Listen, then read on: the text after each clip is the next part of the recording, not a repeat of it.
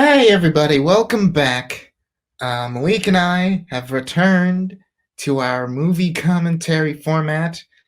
This is actually our attempt to, I guess you could say, remove the curse that has been on us for Star Wars commentaries. This will be our second attempt to talk over The Force Awakens, followed soon enough by our second attempt to talk over The Last Jedi. Our initial plan was actually to have a commentary for The Last Jedi out prior to the release of Rise of Skywalker. That didn't end up happening. Our first commentary was the audio was kind of unusable. Rise of Skywalker ended up just coming out. And it's been long enough since then that we've decided why not just tackle the whole sequel trilogy. And for other unrelated audio reasons, our first Force Awakens commentary had to be scrapped, and so we're redoing it now. And I'm kind of actually glad for that because I rewatched Force Awakens relatively recently, but even just in our last attempt at a commentary, I kind of changed my mind about some things regarding the movie, and I don't know, I think I'll have sort of more cogent thoughts on it going through it this time. So, yeah. So what's going to happen is, if you'd like to watch along as we do a commentary, you can just listen to this on its own. But if you want to play it with the movie, get your copy of the movie to timestamp 0. And when I say now is when we will collectively press play. So Malik and I are good to go. And if you have your movie set up, then press play in 3, 2, 1, now. So, as is customary, I guess like we tried to do last time, we'll just sort of open with how you felt about this movie coming out of the theaters for the first time, your experience going into it. Well, going into it, seeing this for the first time, this was my first time seeing a Star Wars movie in the theater, and I was more or less indifferent about the original trilogy. I think that first movie's pretty boring.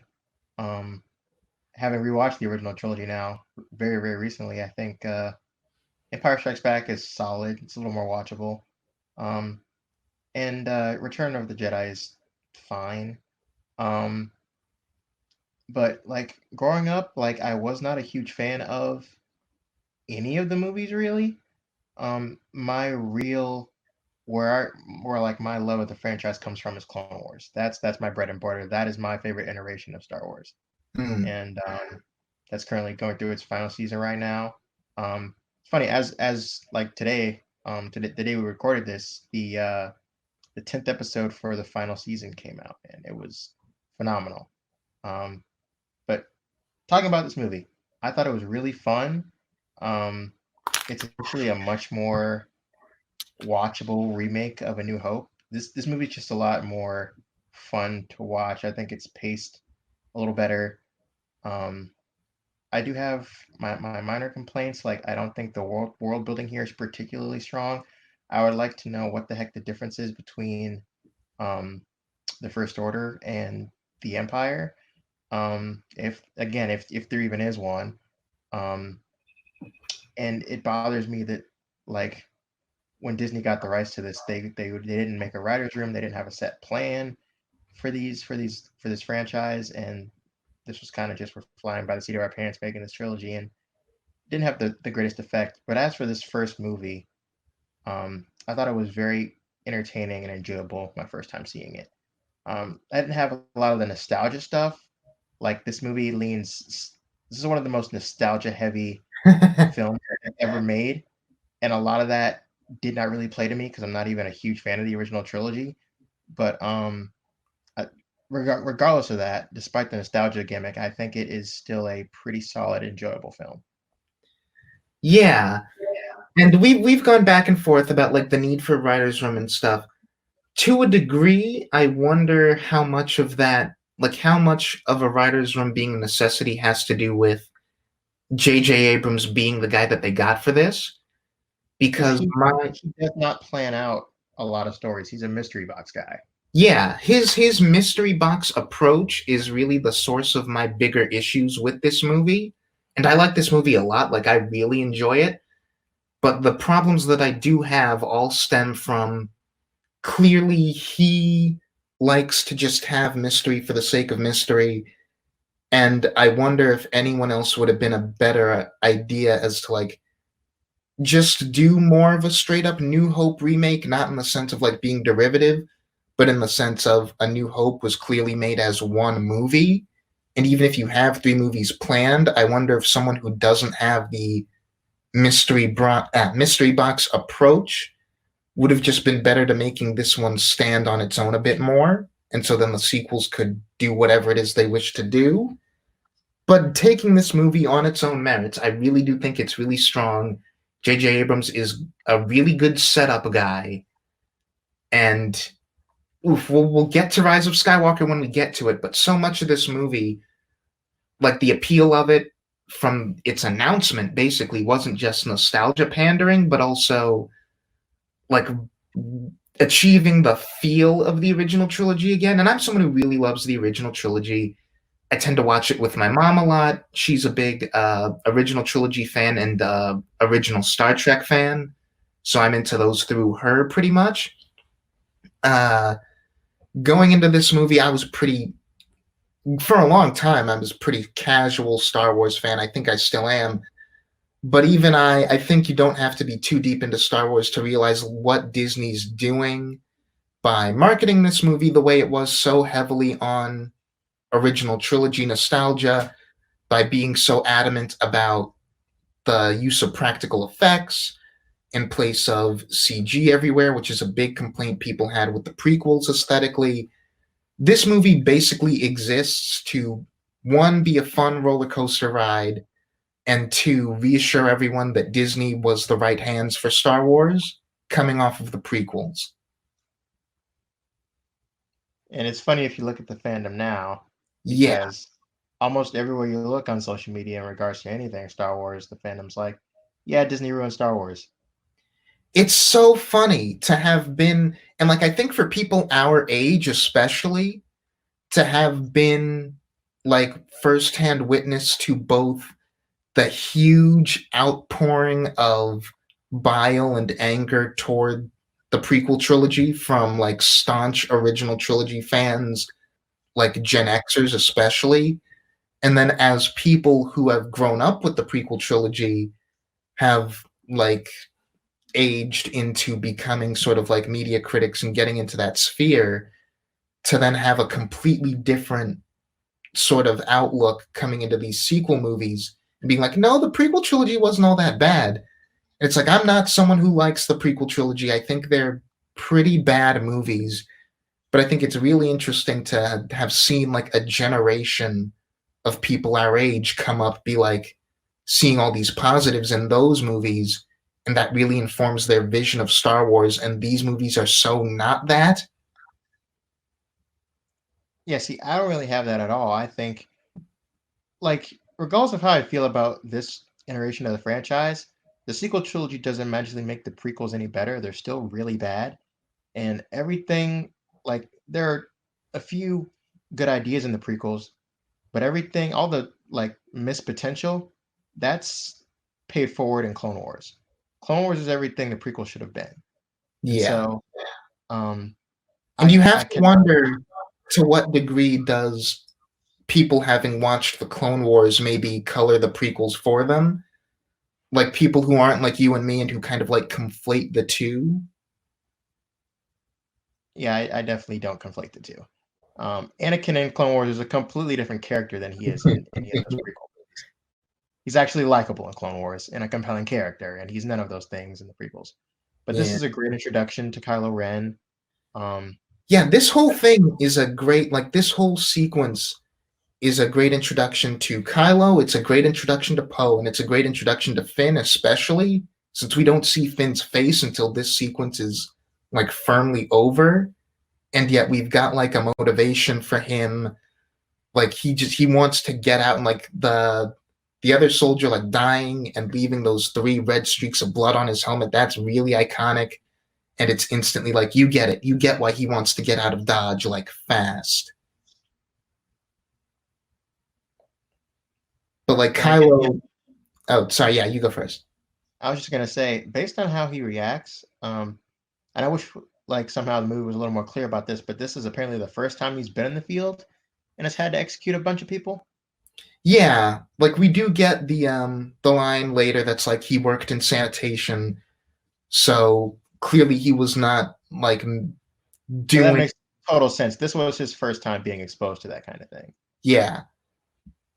And and he's like just Kylo nowhere near ready for it. immediately, even though we're sort of setting him up as the guy who wants to be our proxy Vader and audiences at the time like think of him as proxy Vader, I like that immediately we're setting him up as having a little bit of a sense of humor that's different from Darth Vader's sense of humor, because Darth Vader could like make the occasional sort of like very dry, intimidating quip, whereas I like this bit that passed earlier where he's talking to the old guy and the old guy's like, as you struggle with the light, you're turning down a path or whatever, and he's like, "You're so right," and then just kills him.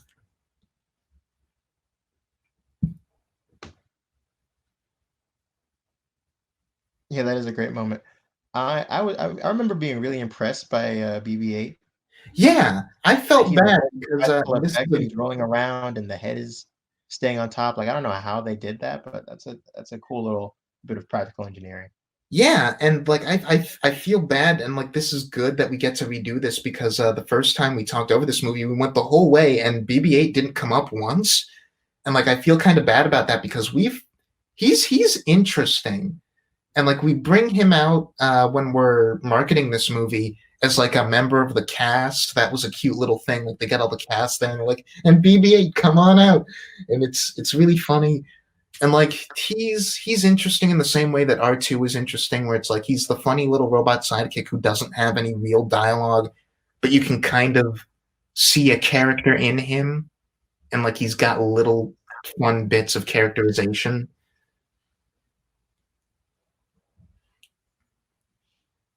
I hate how much of a big deal the executives and the producers and even J.J. Abrams to some degree made out of Captain Phasma, and That she's was a big literally mistake. nothing. We do Yeah, that was nothing a with big her mistake. here or in Last Jedi. And like I I can understand. Like I don't think they were obligated to do anything with her in the making of the movie. The problem is, like you suggest, We've the got a female marketing. stormtrooper, and she's super cool, and we're never going to show you her face, and she's going to be really cool, and it's like okay, She's like the Boba Fett again, where it's like, oh, look at the cool armor. Isn't it a yeah, cool character design? Don't you want to see them do cool things and then they don't? It's like fine, but then don't just like you shot yourselves in the foot by drawing so much attention to it. Like if the movie just came out and no one talked about it and it was like a neat little cameo by Brienne of Tarth, then I don't think anyone would be complaining. But it's like, oh, Captain Phasma's so this shot, that shot is so good.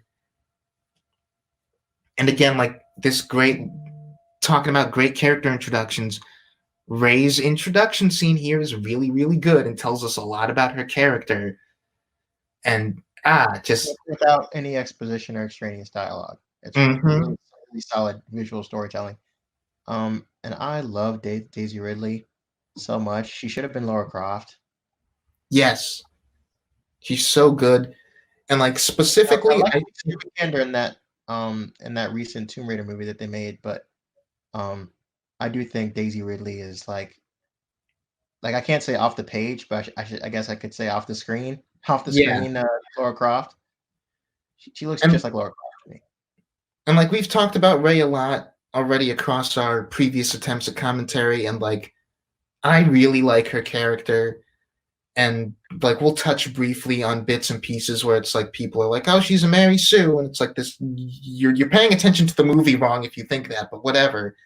But even in spite of that, part of me wonders if I would like Ray as much if she were played by anyone else, because I just think Daisy Ridley is so perfect and she's doing such a great job with this character. Like a This lot is of her I like breakout her. role. This Oh, is her sorry. breakout role. As I was saying, this is her breakout role. Like Yeah, she hasn't really been in anything before she's in this film. and she hasn't had like her career hasn't really taken off yet. I mean, she's been in things. She was in Murder on the Orient Express and a few other movies I'm not thinking of, but her career hasn't like exploded since being in this franchise quite yet. And which makes sense. I mean, the last Star Wars movie just came out last year, but And she was I meant liked to her be a in lot. that one. I hope to see a lot more of her in other films. Yeah, and she was meant to be in that one thing with Tom Holland that got delayed forever and ever and ever. But yeah, like that bit with her looking at the old woman next to her who's also like cleaning her materials to like hand in. That's great as a way of like she's so worried that that could be her, like she could be here forever, but at the same time she doesn't just want to leave. Because if Rey wanted to just up and leave the planet, she could, but she's so attached to the idea that her family might come back for her that she's like deliberately putting herself through this when she doesn't have to.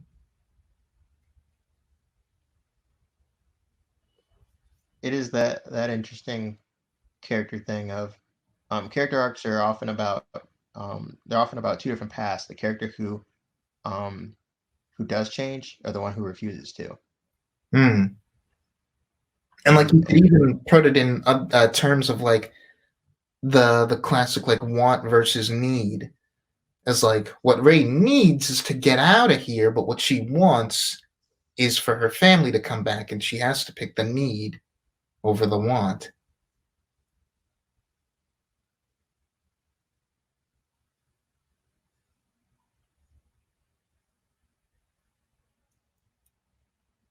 um, of course, there were all these theories going into this movie about who Ray is, what she would be, while we're focusing on this new character. Um, and you know, despite the progressive thing that a lot of people took issue with Star Wars suddenly being about a female character, um, I liked that. It was a fresh change of pace. Um, I was just hoping that we would do something fresh with her, and she would be our next Ahsoka versus what she ends up being by the time we get to Rise of Skywalker.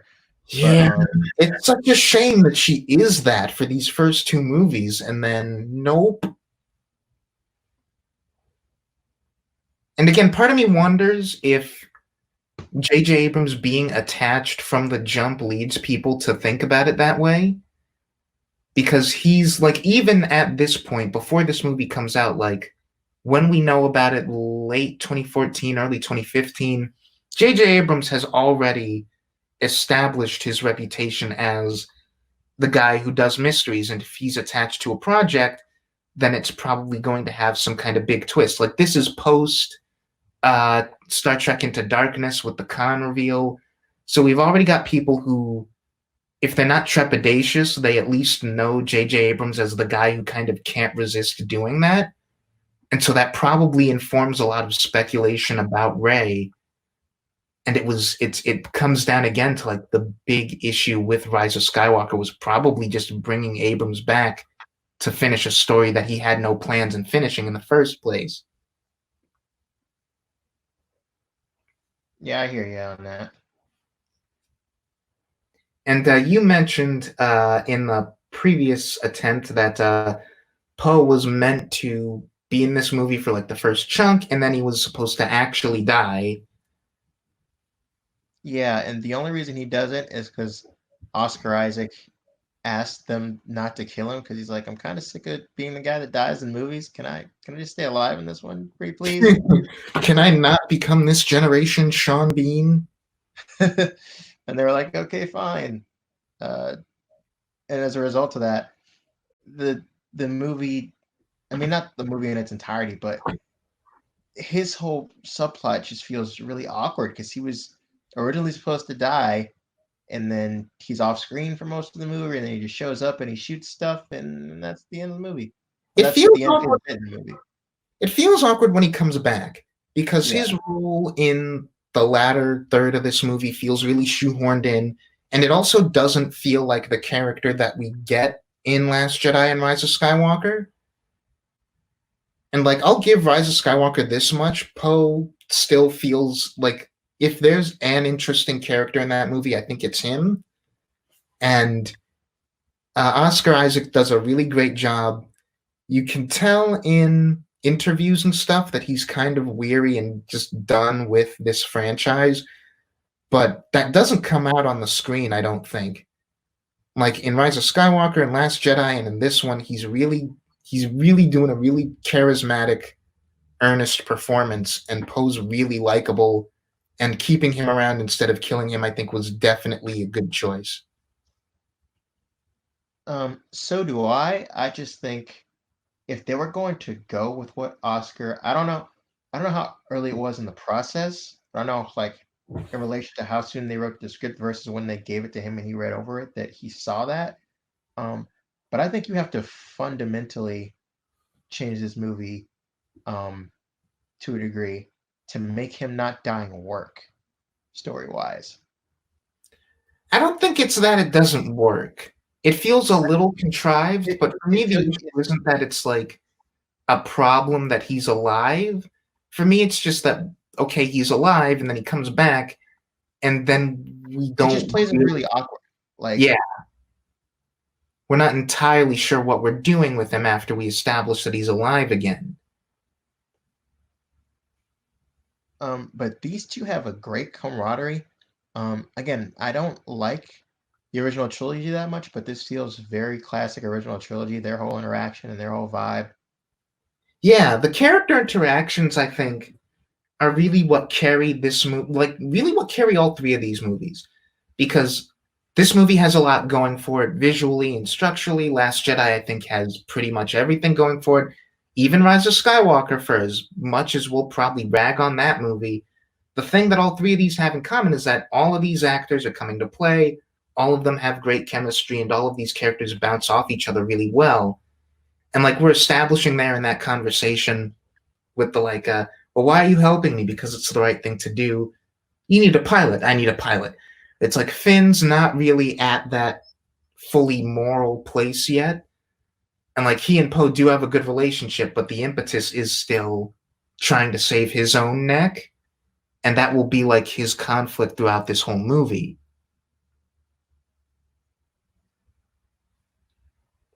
But yeah, no, this whole sequence with them stealing this thing is incredibly fun. And like if Poe were to die in this movie, it does make sense to a degree. And like we're doing a really interesting thing where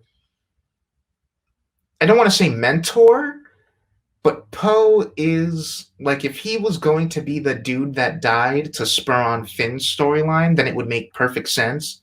Because this whole Mhm. sequence, he's like sort of teaching Finn, he's being that that voice of like confidence who's like leading Finn down the right path. He gives him his name. It's like he's got all the hallmarks of the dude who would die to like spur Finn down his character journey. Mhm.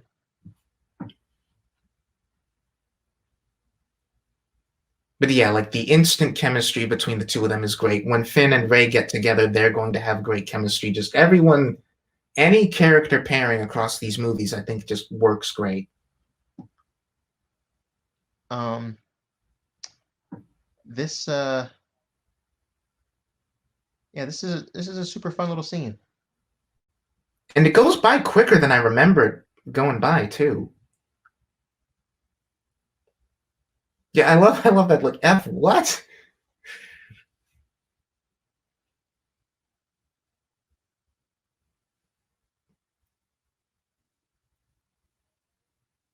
Yeah, I like that. I like Finn. Good to meet you, Poe. Good to meet you too, Finn. It's great.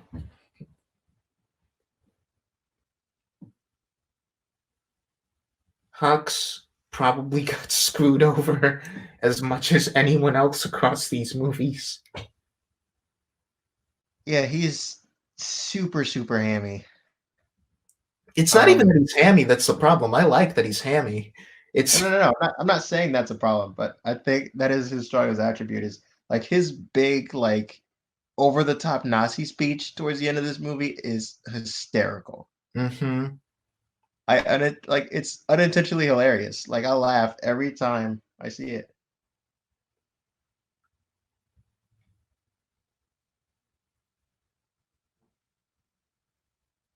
This is also just like a neat little premise for a like an action sequence in this movie because that sort of JJ's MO is always have stuff flashing on the screen, always like be keeping the audience's attention through action. He really smartly, I think, across this movie uses the action as a way to get across the character beats and the character relationships. And it's just a neat idea to have like the two good guys getting away by stealing a TIE fighter.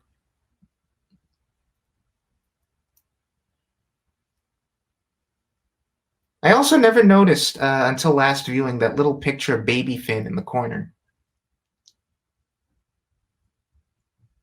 Huh.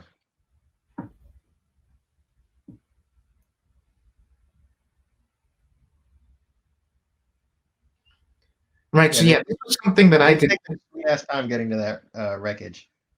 Yeah. Well, I mean, actually, well, they take like it depends how long. Well, he does have that time to like cross the whole desert. Yeah, so they do take a while.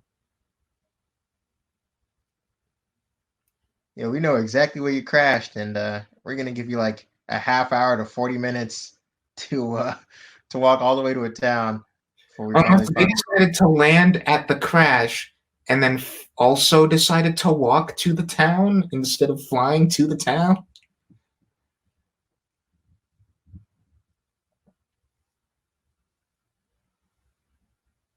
Oof. John Boyega is a literal trooper. I can't imagine standing in that suit in the middle of the Oh, desert. yeah, you're right. My gosh, and the memes that came out of just his sweatiness. It's like, my gosh, you filmmakers are cruel. It, he lost like half his like body weight with just water weight.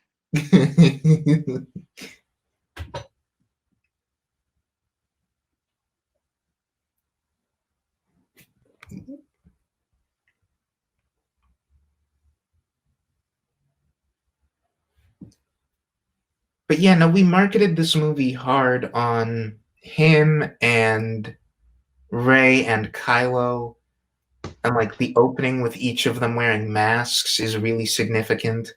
And, like we get so much characterization for all three of them before we even get a good look at their face.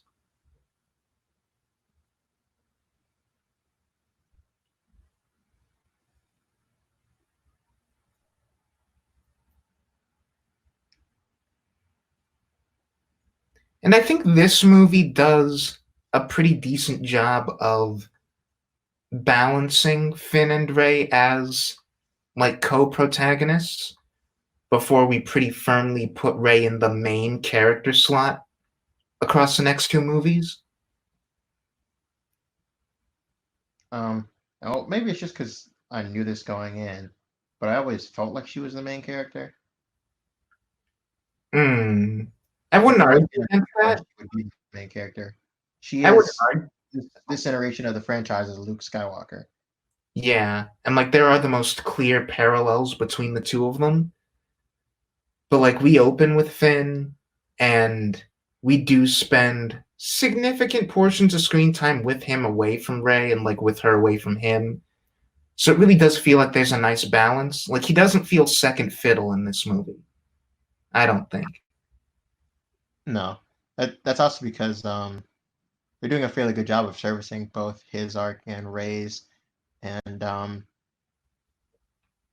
we'll we are coming up on them meeting for the first time, so I think this is a pretty good place to talk about it. I like their relationship and how like I would have liked to have seen that actually. Oh, I don't even want to say they necessarily should end up together, but I feel like those two should have been explored together romantically more in the next two films.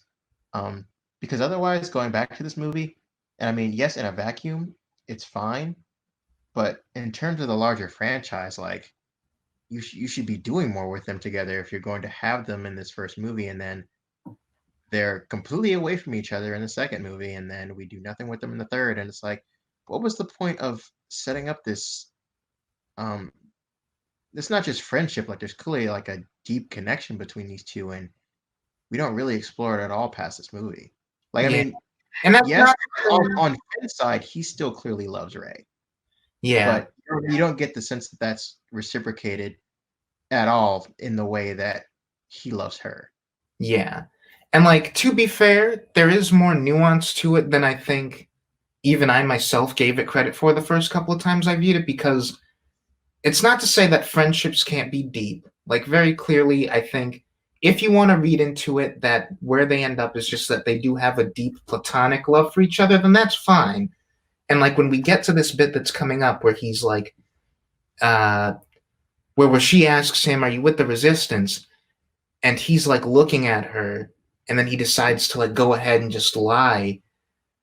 I think a lot of us, myself included, took that to be like, oh, he just wants to impress her because like he's infatuated and like he thinks she's pretty.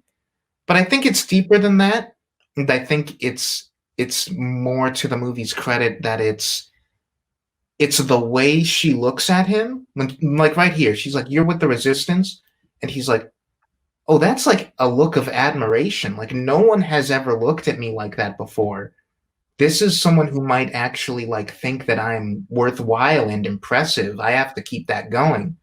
And that exists like distinct and apart from him having a romantic crush on her.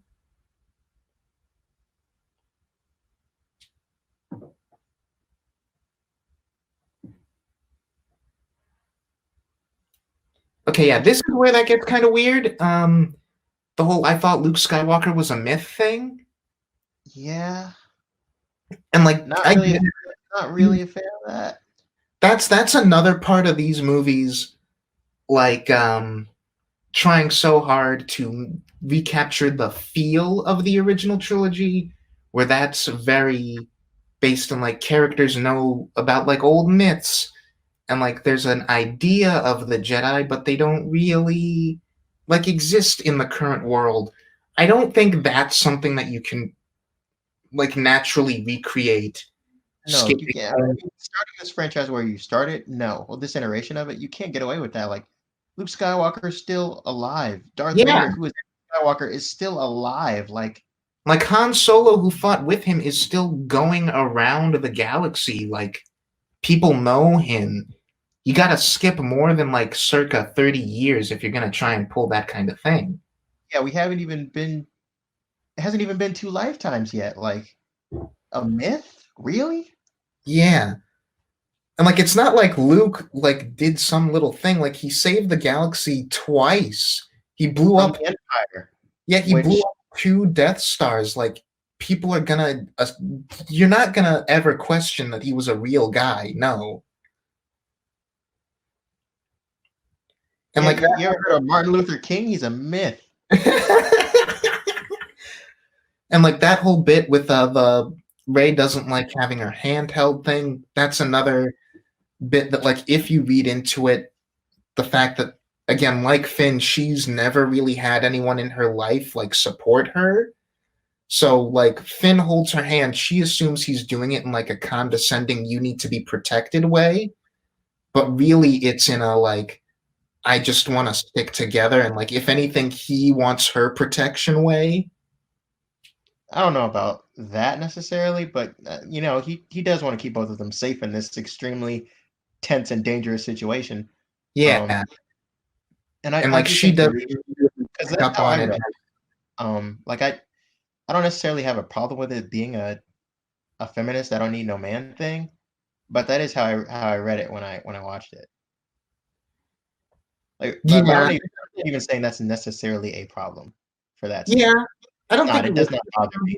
I don't think it's the movie preaching at me, but I do think it's within that character's. Like I don't think it's out of character for Ray to feel that way, and I don't think it makes her a bad character. She just I don't need your help. I'm good. I'm strong independent woman. I got it. Thanks.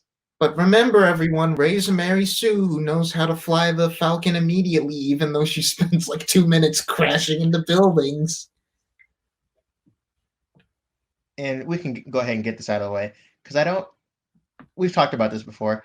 I don't buy that infight with her and Kylo, Mm-hmm. but I also don't think it's fair to call her a Mary Sue. Yeah. Like, even if I thought that that was like a term that meant anything, which I don't think it is because everyone who uses it is thinking of something different when they say it. But like you hear it lobbed at this character, maybe more than any other fictional character I've ever seen, and it's just like I don't understand what you're talking about, and all of the Yeah, specific. we don't call Wonder Woman that, and she's female Superman with no kryptonite. Yeah, and like all of the like specific examples that people attempt to use as why she's a Mary Sue, it's just like that's not in the movie. Like there's going to be a bit later when they meet up with Han that I see get used as an example where it's like, oh, she knows how to fix the ship in a way that Han doesn't. She got rid of the compressor, and it's like, yeah, she got rid of it by literally pulling it out of the wiring like a cave woman.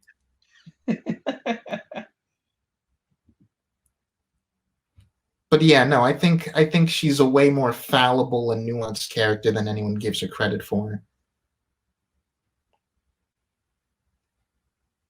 And this is another sort of neat like characterization through the action, and just this is a really cool just idea for a chase, like flying through all this wreckage and stuff. And when Finn gets when the gun gets stuck and Ray has to sort of like what I like is that without even saying anything, again, you can sort of see that like she's a scavenger. We open with her here. Like this is where we're introduced to her. She knows this place. So like she knows how to take advantage of the environment to be like, there's a steep drop coming up here. Let's use that to our advantage. Yeah, it's that a lot of this is kind of that spectacular Spider-Man thing. That the thing I love about the action sequences so much in that show is like Spider-Man's often coming up against like villains that are stronger than him, more powerful than him. So he's got to think on the fly how to beat them. He Mhm. outsmarts them when he fights them. It's not just I punch harder or faster. It's I outsmart you and that's how I beat you. That's also a good thing about Far From Home. Look forward to the Far From Home written review coming soon to this YouTube channel.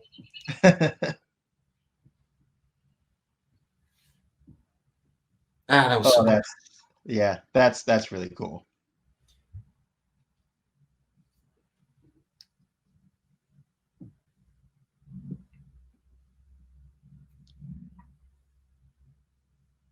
I typically um don't care for it when characters are like woo when they're. I mean, it works in this scene and it work like that kind of stuff works in this movie. Mm-hmm. We'll talk about it when we get to Last Jedi. There's a scene with Rey towards the end in that final battle. Yeah, that's just that doesn't work in the emotional context of that moment. That could have been. Honestly, Yeah, yeah. that moment definitely could have. And like in that bit where they were just talking over each other and stuff, Ray was like, "Yeah, I've flown some ships before, but I've never left the planet."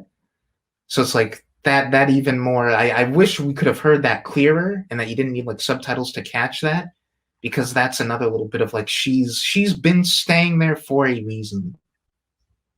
Yeah, she don't want to leave. She was hoping against hope.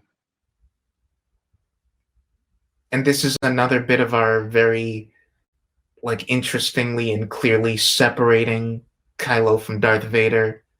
So it's like Darth Vader may choke a guy out if he gives you bad news, but he's always going to be calm and collected while he does it. Not so much for Kylo Ren. He literally throws a freaking tantrum. It's pretty funny. Yeah. And it's like seeing that in the theater, it's like, oh, yeah, this is a different character than I was expecting him to be. This is interesting.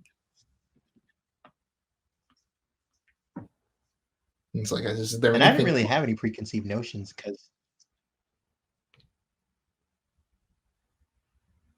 Because why? I didn't have any preconceived notions. Because I didn't even know the original trilogy that well. I mean, I knew all the major beats like "I Am Your Father" and that kind of thing, but hadn't even watched the original trilogy in its entirety before seeing this movie. Hmm.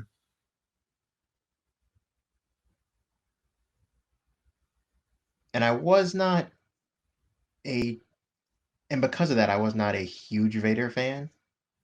Um, like I knew I had friends, and even parents of those friends were like, Vader's one of my favorite villains of all time. He's so freaking cool, and I just didn't have that because I Yeah. didn't watch those movies all the way through.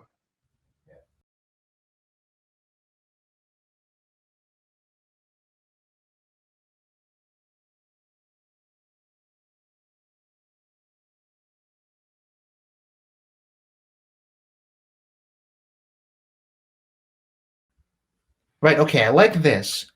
I like that like he straight up asks her, like, why do you want to go back there? Are you waiting for somebody? And she's like, that's none of your business. Yeah, none of your business, guy. Not ready to talk about her personal demons with a guy she just met. Not even personal demons, just personal issues, I guess. Yeah.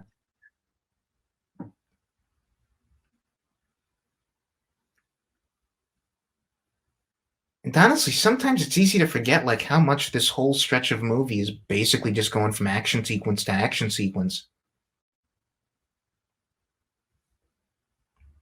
Because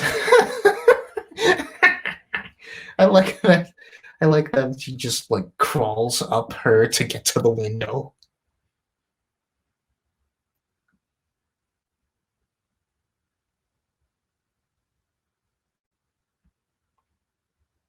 And it's interesting because I like Rey a lot in this movie. Ahsoka is one of my favorite Star Wars characters, and with her arc throughout Clone Wars, a lot of it is just just move forward, just keep going, and as she learns more and more from Anakin Skywalker, um, she just she becomes like a less naive, not necessarily hardened, but just less naive and more well-rounded Padawan, and like she goes through it. She gets possessed by a Sith. She's buried alive. She's infected with the crazy poison. Like she goes through all these crazy life or death scenarios. Like there's a whole episode where she's kidnapped and sold into slavery. There's a whole episode where she has to survive on this like planet with all these hunters all by herself, and she doesn't even have her lightsabers. And like she's one of those characters that's just so endearing because she pushes through all of her hardships. She just keeps going, you know. And with Mm. Rey, her arc in this film is she's got to shake that I guess the word is apathy. Not necessarily apathy, but she's got to get out of this rut of I hope they'll come home. I hope they'll come home, and knowing in the back of her head they're not going to, and she should allow herself to move on. Yeah, it's like the want versus need thing again, where it's like she proves to be an asset to the resistance, and it's like they could use her, and like she has a purpose there, and she need it's sort of like a selfless versus selfish thing, where the selfish choice would be to stay behind and wait for family to come back, and even if they were coming back, like no, these people could use your help. You got to stick around, and that's ultimately what she has to get Finn onto also. And he doesn't quite get there at the end of this movie. He chooses to stick around for her, but he's gonna need a little bit more pushing to stick around for the cause. I like that Han Solo and I think to some degree I don't know if necessarily if this is what Harrison Ford was thinking. Um but as we said in well as you pointed out in our previous run at this commentary, this is kind of a character who like at this point can't keep doing what he's been doing. Like he's an outlaw, he's a scam artist, like the man's what in his 60s, 70s, like he can't keep doing this. Yeah, And and like so we'll story get wise, in a minute when those guys show up. They're like, you've scammed everyone that there is to scam. No one trusts you anymore. You've got no more marks left to hit. and because of that, this isn't a character that really has anything more to offer the narrative at this point in the franchise. Like we can let him go. Like and the and because of that, I'm more okay with the death. The more I think about it, Hmm. um, it's just it kind of rubs me the wrong way because I always knew that the impetus was Harrison Ford is kind of over it, doesn't want to come Wanted back. out. Yeah. And I mean, to be fair, he's wanted out since Empire. Like he wanted him dying to be how Empire ended.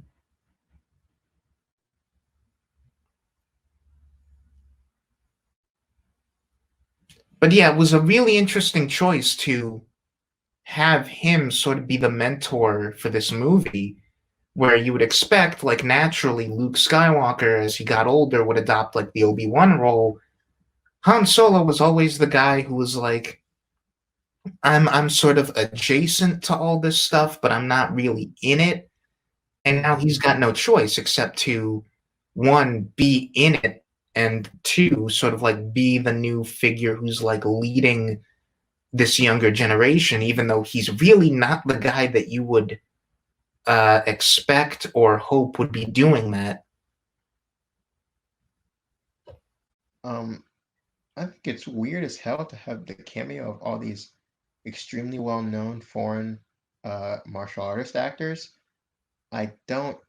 I'm blanking on their names, and I'm also breaking on their race. I don't want to call them like uh, Indonesian or Korean if they're not that, but like these guys, some of those guys, they're really well known in the martial arts world. Some of them are in the Raid, some of them are in some other well regarded foreign action movies, and they're great. But I don't know why you would. Maybe they just wanted to cameo in this franchise, but I don't know how you would have them just cameo here and not show off their insane martial arts skills. Hmm.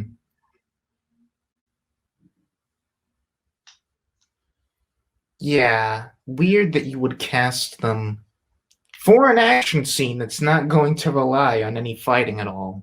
Yeah, because it would be just a CG creature, and they can't fight that. I mean, Hmm. they could, you could It, shoot that, but I it don't would look imagine they're going very to do that. silly. Yeah,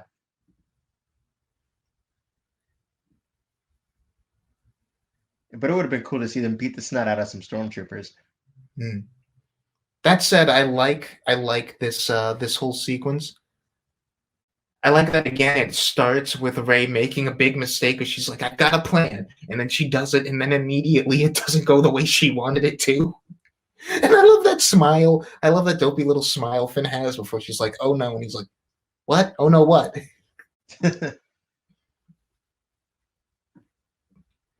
The Raftars themselves are maybe a little bit questionable, just because in this movie that's so heavily centered on practical effects, here are these giant big balls of CG, and it's a little out of place, but I like this sequence overall.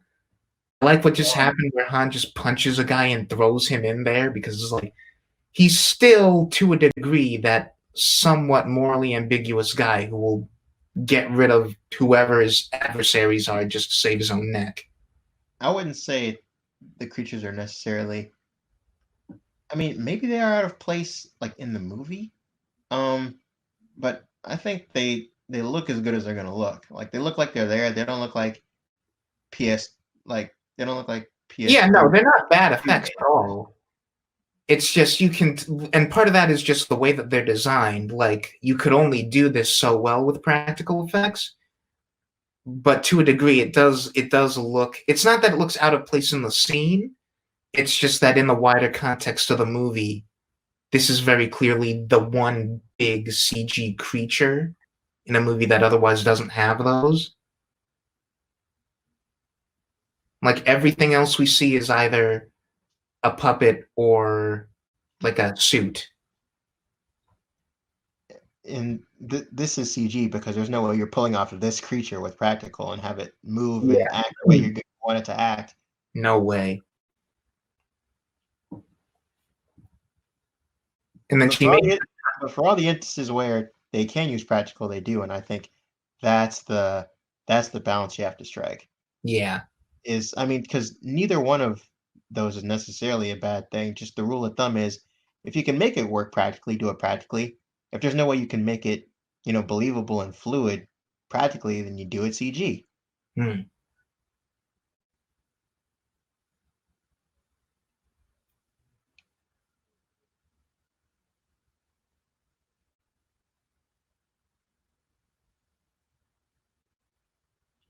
And I like the smartness of that, of like getting Chewie injured because we need Han and Rey to have this little sort of like bonding co-pilot moment. Yeah, that's solid writing, which can mileage on that can vary with JJ projects. Yeah, like the really smart thing that this movie does is that every action sequence has a purpose leading into like scenes immediately afterward. I It's never, love this shot, or the shot coming up when they yeah, just with the eye. yeah, they just jump into light screen as the creature just gets obliterated as they shoot off. It's a really cool shot. Oh, nice.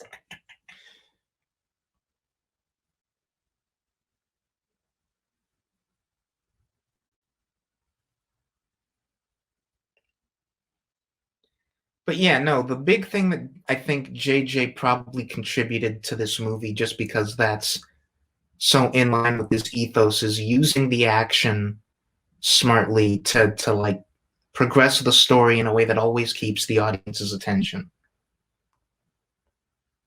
And Uh, here we have Snoke, yeah, who Snoke is sucks. I hate Snoke, and problematic. because he's just our Emperor stand-in, and like I said in our previous commentary, the Emperor, as he is in the original trilogy, is not an interesting character by any means anyway. Um, so to have another character who's essentially him again is blah, and one of my favorite choices in Last Jedi is killing him. Yeah. And like that retroactively makes this movie work better because they could have gone either way with it, where he's in this movie so little that he could have shown up in Last Jedi and just straight up been the big bad up till the end and be like, okay, fine, whatever. We were just setting him up to be that in Force Awakens. Instead, I really liked what we did with it, which was we get just enough of him here that we know he's the Emperor's stand-in, but we don't like devote enough time to him that he's distracting from the interesting stuff. Like he has 2 scenes in this movie because that's really all we need, and no one cares. And then the Last Jedi, all the stuff we do with him is building to that. Oh, you thought it was this kind of story? No, we're watching this movie, and that's really cool. And then Rise of Skywalker happens, and we've got to stop saying Rise of Skywalker happens because then we're not going to have anything to say for that actual movie. Yeah. Like the dark side, we must resist. Yes, yeah, I love this. I love this. He's like, we've got a compressor problem. Just yoink, yank it out.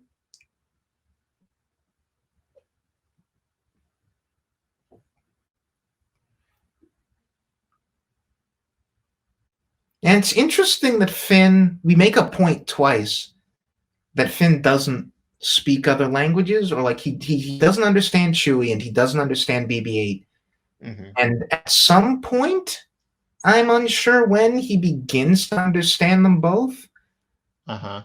But is that sort of like tying into the they just don't teach that to stormtroopers? Because I could totally understand that if that were the case, where it's like, oh, we don't care about what the heck the droid or the other species are saying. Just you're a stormtrooper, you're a grunt, you do grunt work. Who cares? You don't need to understand things. Just follow orders. This is a nice little callback to A New Hope. Mm-hmm. More nostalgia-ness. That's one of the more purely fan pandery bits. Yeah.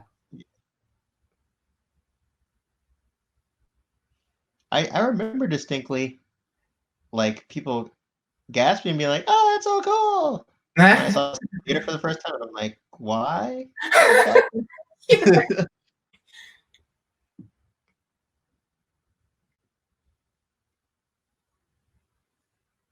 Yeah, there were all these people in their 40s so excited by these little holograms on the table, and I was like, what are they so excited about?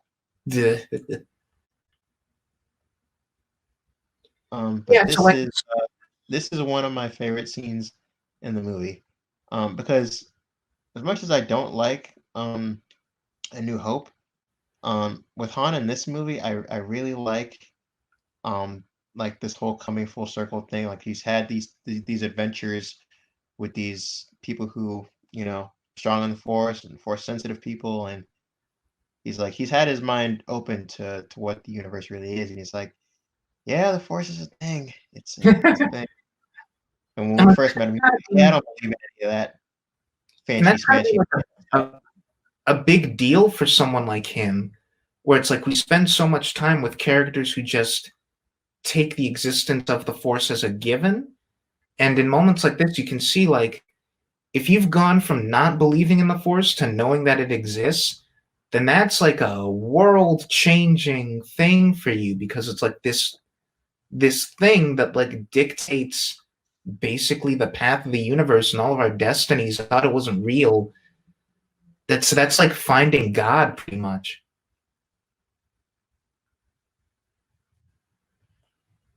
And like I'm surprised every time I see this movie how many people, when we got to Last Jedi, are like, oh, what they did with Luke in that movie totally contradicted The Force Awakens. I'm like, what? That's literally like Han just laid it out like point by point. Like Luke felt responsible for what happened, for the apprentice turning on him, and he turned away from everything. And like the characterization of Luke that we get in Last Jedi was, and the only thing you could expect for after having heard that, it's like, of course Luke would be the way that he is in that movie based on Han's description. Like everyone should have seen that coming. And when I was watching Last Jedi and listening to the Geek Evolution commentary along with it, Dan was like, I don't like Luke's characterization in that movie because the Luke Skywalker I know, that wouldn't stop him. Like that wouldn't make him quit and walk away from the Jedi. Like he's the guy who, in the face of the Emperor, threw his lightsaber away and was like, "No, I'm not going to kill Vader." Like he's a very disciplined character who would not give up. Um, I was wondering what your response would be to that. Yeah, like I don't want to talk too much about it before we get to that movie, but I think it's important to recognize that those are two very different circumstances. Like meeting great odds in the face of evil and overcoming that anyway is very different to you yourself in a moment of weakness almost doing something terrible and then realizing that maybe you need to be taken out of the equation. Like those are just two very different circumstances to compare. And like, yeah, maybe Luke might bounce back from one, but in the other instance, he is the problem and he doesn't fully know how to process that.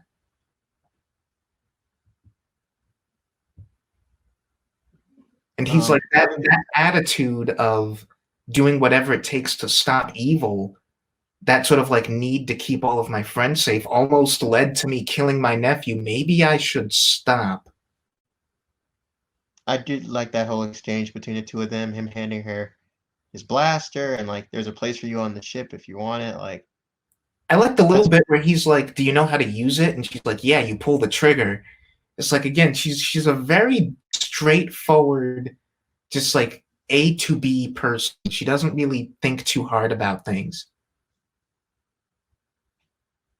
and for someone who's been stationary their whole life, staying on that one planet and actively deciding not to go anywhere else or do anything else, that makes sense. Mm-hmm. And like later, she'll have left the safety on. This place is so cool. That guy in the background looks a bit like K9 from Doctor Who. I love that. I love that. I love just building on the fact that like everyone knows what Han Solo's deal is. And she like turns around, it's like Han Solo. Everyone stops because they've all probably had to deal with his nonsense before. but Luke Skywalker is a myth.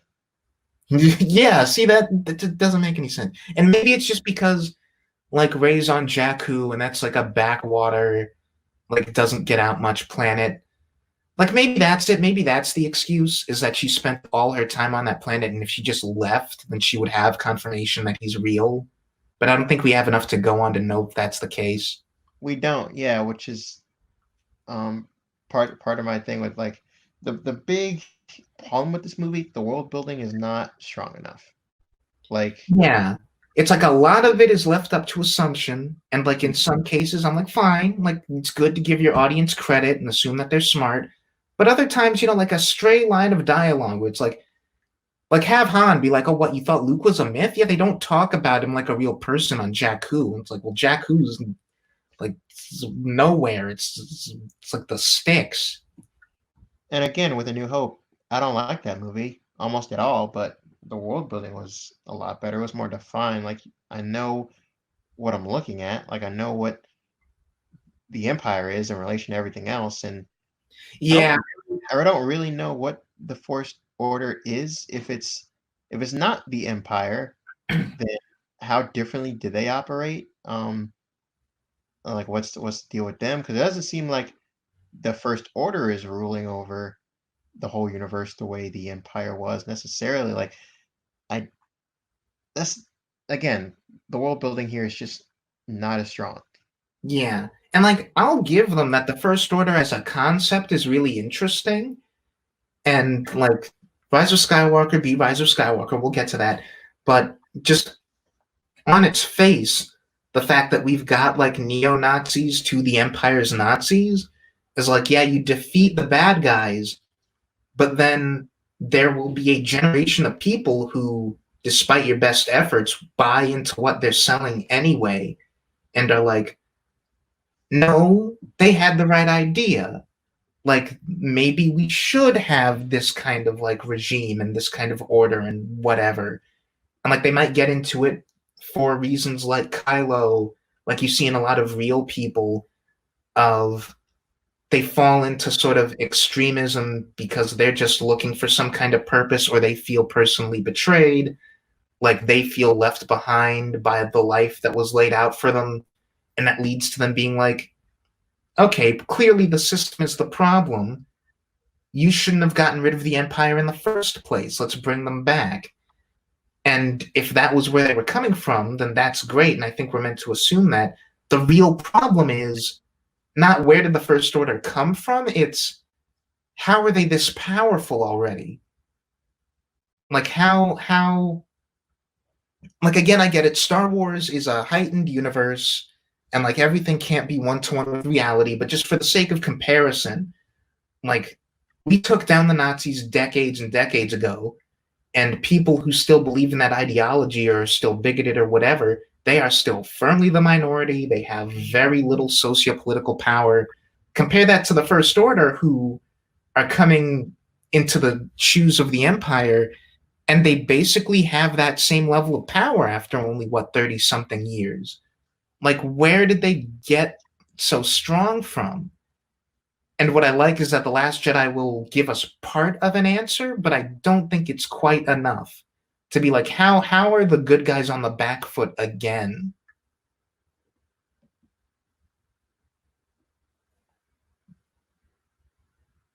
And that we talked over Maz's line that you noted last time about the seeing the same eyes in different people.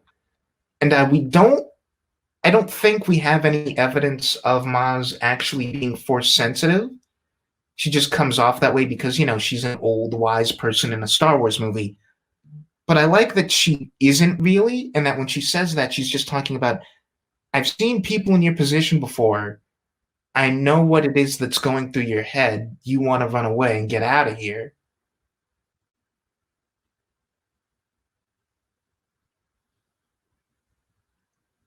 And it's understandable. And I really do like this conflict.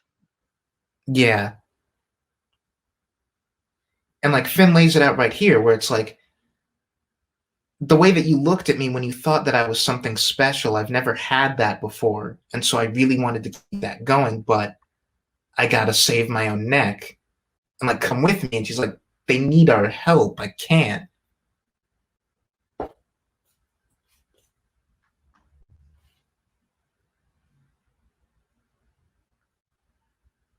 Yeah, it's really interesting the way that Finn goes from I'm not gonna kill for them, and that means that I'm on their radar. I have to get out of here. To I've got to actually oppose them. I'm not really fixing anything by just refusing to fight for them. I have to fight against them. And that's where he gets to in Last Jedi. Oh, well, in Last Jedi, he's still his motivation has moved from self-preservation to Rey. He cares about Rey. And he wants to be with I Rey. mean, by the end of that movie. Oh, by the end of it. Mm-hmm. Well, we'll talk about that further when we get to Last Jedi, because I think you know my feelings on that. I know your feelings on that scene, and yeah, there's a lot to get into with that movie, but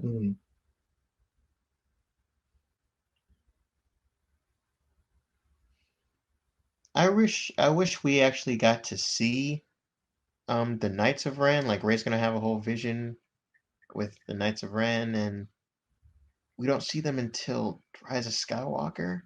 And I remember there being a whole bunch of talk about Knights of Ren, like they were actually going to be a thing in this movie, and they're here for all of 10 seconds in yeah, a they suffered the flashback exact scene. same thing that Phasma did, where it's like, if you just didn't talk about them so much before the movie release, then no one would care probably.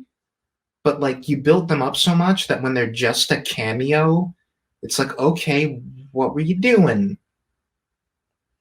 And this And like goes back to, like, I feel like, how long is this movie again? this movie is about like 220. This could have used this should have been a 2 hour and 45-minute movie. I really believe that. Like this movie could have used a lot more time to flesh out the world, give us some proper world building. Um, like I and that's I mean, Endgame, a 3 hour film, is the biggest movie of all time. And granted, this is 5 years before that. Like, who knows if the audience was ready for a blockbuster um franchise that had an installment that was that long? But I think this movie could have used more time. Yeah. Also, on the list of things that like are just a little details that may or may not even be intentional, but I really like the idea of, it never occurred to me that immediately Rey starts hearing like her own voice as a child, like calling out to her as soon as Finn leaves. Like she gets abandoned, she thinks, by another person in her life. And she immediately after the door closes on Finn starts hearing herself screaming, "No, come back." And that lends even more heft, I think, to the moment where Finn actually does come back for her. And that's like a huge thing for her, where it's like for the first time, someone who has left her has decided to come back for her. Which just adds more credence to the fact that like we should have been doing more with those two post this Mhm. film. I understand that you have to fundamentally change what Last Jedi is to even come close to making that work. I think I don't know if the well again, like I don't know if the issue is Last Jedi so much as it is Rise of Skywalker, because putting aside that, like I know, They're not together until the end of that movie. yeah, but honestly, I'm fine with that. Especially if going into Rise of Skywalker, we've like skipped over time like we did. I But that's think, the thing. I mean, you're talking about Last Jedi Rise of Skywalker, right? Because we don't skip over time when we get to Last yeah, Jedi. yeah, yeah. Okay. So like Last Jedi, personally, I think not the right choice because I don't think there is a right or wrong way to handle it, but made a very interesting choice as far as, for one, making Poe a main character and then keeping the three of them separate for the most of it. So it is three distinct plots where they're each their own protagonist going through like an A, B, and C plot. and like they converge at the end, and that happens. But I think that was an interesting choice, and I like the way they handled it. And I think I would have been perfectly fine keeping them apart for the middle movie if we'd opened the third movie with they'd been spending time together and then kept them together for most of that movie, which we did, but then we didn't actually have their relationship progress in any meaningful way, is the problem. Yeah, not at all.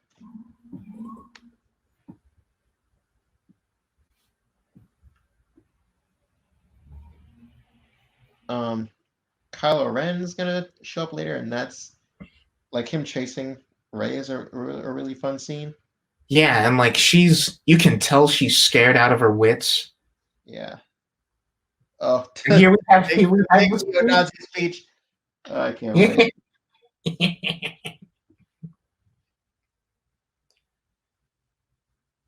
And like Hux is really interesting because, and again, he's like on the list of things that I think was built on interestingly in Last Jedi and should have been paid off better in Rise of Skywalker, where Kylo is the version of the neo-Nazi who like falls to the pipeline because they're just dissatisfied with their own life. Hux is the guy who buys all into the ideology. He's the guy who's like, no, we need order and control, and we should be in charge, and I believe that. And he's like the actual Hitler Youth, and his attitude makes that really interesting, where he is kind of pathetic, but also kind of genuinely scary. Because like the thing with Hux and Kylo is that you take two kind of pathetic and really sorrowful guys and you give them that power, and no matter how pathetic they are, if they have that power, they become terrifying. And like we build on that in Last Jedi, where it's like we keep kind of pushing him and we keep making him the butt of jokes, and Kylo is firmly in charge of their dynamic by the end. And I really would have liked it if in the third movie he like bites back and it does become that Megatron Starscream thing of like we introduced a general that's like over Hux in Rise of Skywalker, and I really didn't like that. Yeah, no. And I hate this scene. Yeah, talk about this scene. Okay, so in A New Hope, when we have the big display of power for the Death Star, it destroys Princess Leia's homeworld. And Yeah. like we haven't met any of those people yet, but it's one of our main characters' homeworld. Like there's emotional connection to that. And Like this is before movies had made like destroying planets like a whatever thing. yeah, it's a novel. It's not a novelty at this point. Mm. And like we're not emotionally invested or connected to any of those characters. Like billions of people are wiped out in an instant, and I don't care at all. Yeah. Problem.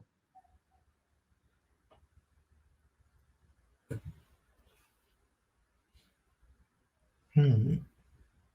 And this is um and this is that this just being a remake of A New Hope thing.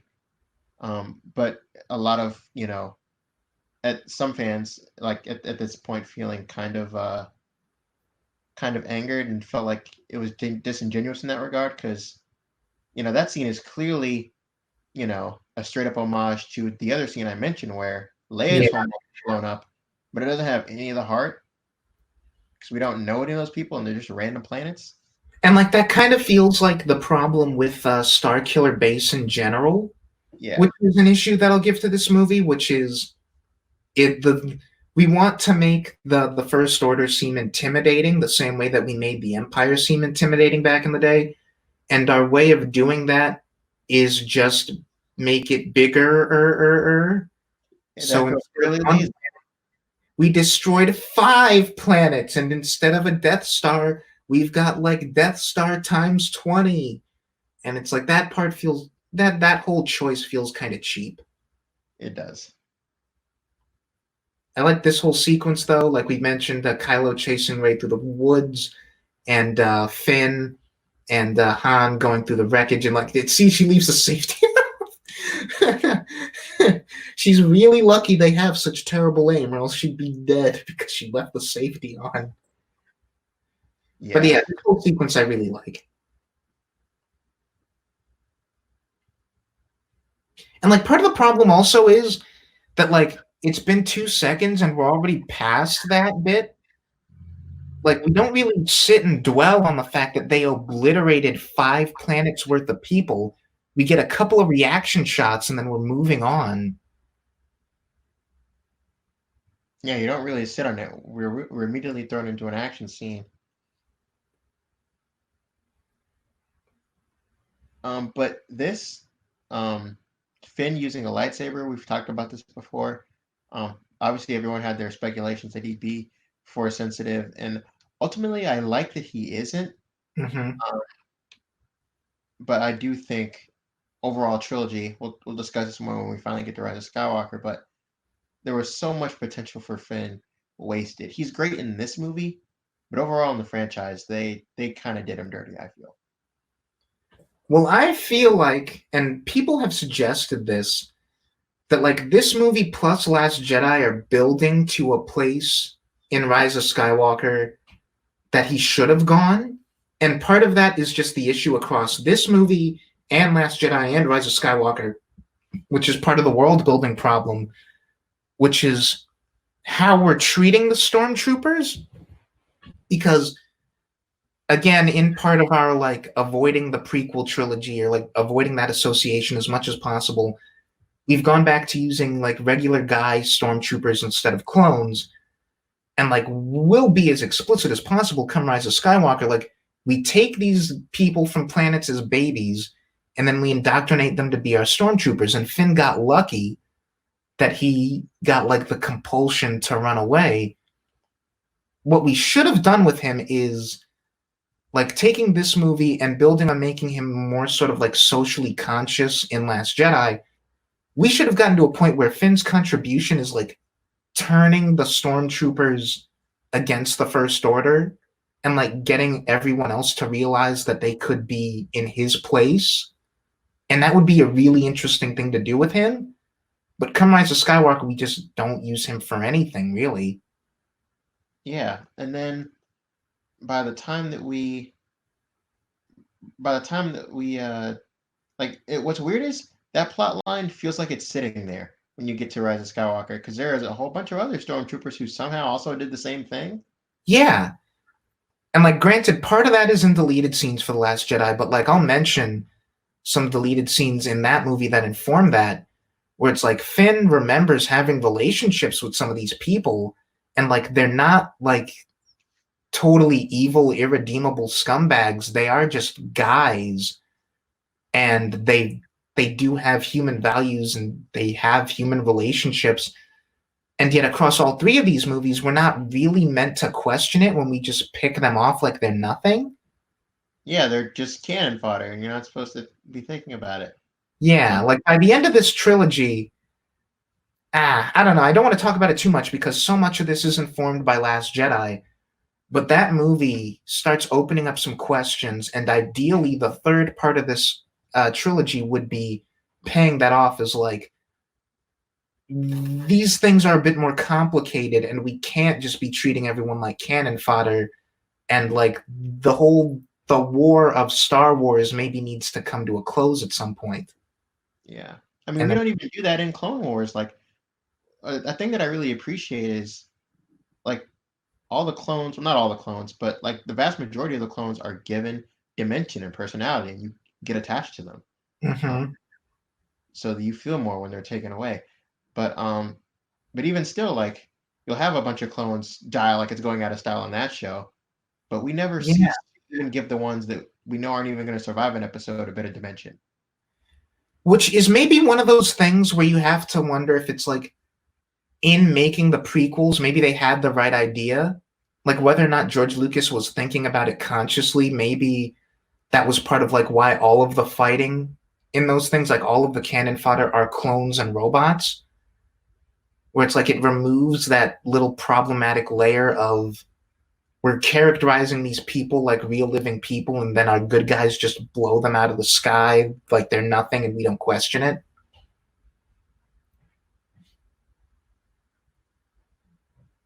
Oh, see, that's the thing. They're being I mean, they're being forced to be on the side they're on, and it is a war. Like it is what it is. Like we don't have to dehumanize them necessarily, but just I feel like characters should be characters. You know, like you Hmm. might as well just make them robots if they're just going to be disposable. They're Yeah. just gonna be cannon fodder. What's the point of even making them people that you take from planets or clones? Yeah. It's such a weird choice when you don't do anything with it. Like it could be really interesting, but you don't conclude it at all.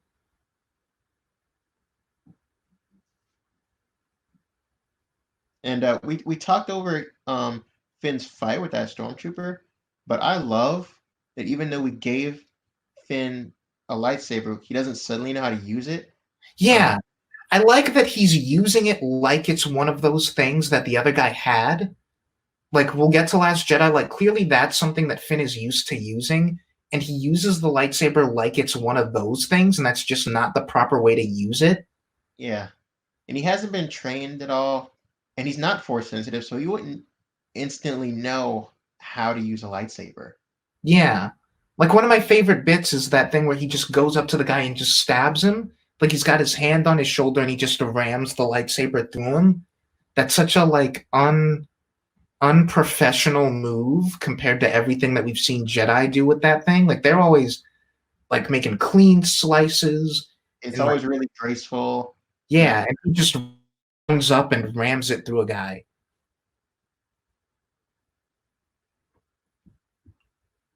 I love that little bit too, where like Han sees that Leia's coming, like he recognizes that as her ship. Finn comes up to him and is like, "They got Rey," and Han's like, "Yeah, yeah, I'll deal with it later." Like he's not even worried about Rey right now.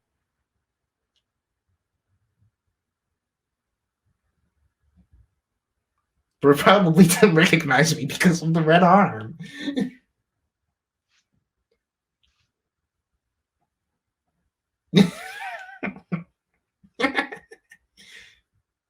It's so weird. I'm trying to put myself in the headspace of people who are diehard fans of the original trilogy watching this scene with Han and Leia. Because I didn't have this like subtle kind of swelling music between the two of them, and it's like because I didn't have that experience watching it for the first time.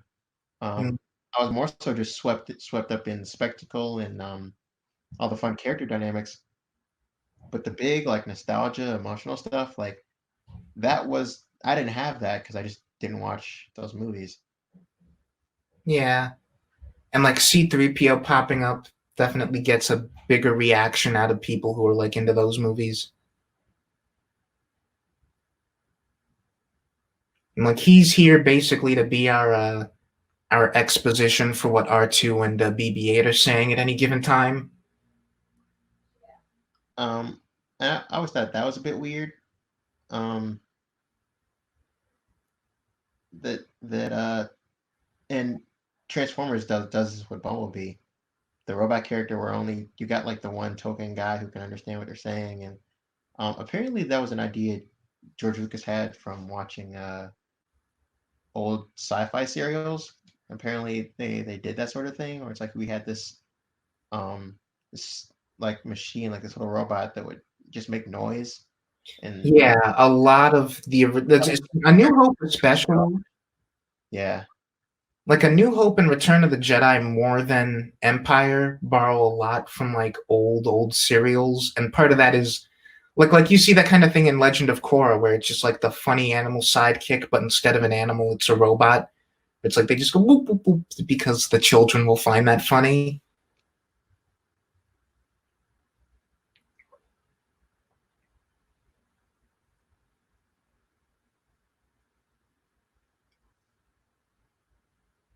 And see, this is part of what I mean when I say like, Poe feels like a different character in these scenes than he will feel like in Last Jedi and Rise of Skywalker, because across those two movies, we make a big deal about his relationship with Leia, and like it's practically a mother-son relationship, and like he always refers to her as Leia, and she's always like they'd have a first name basis.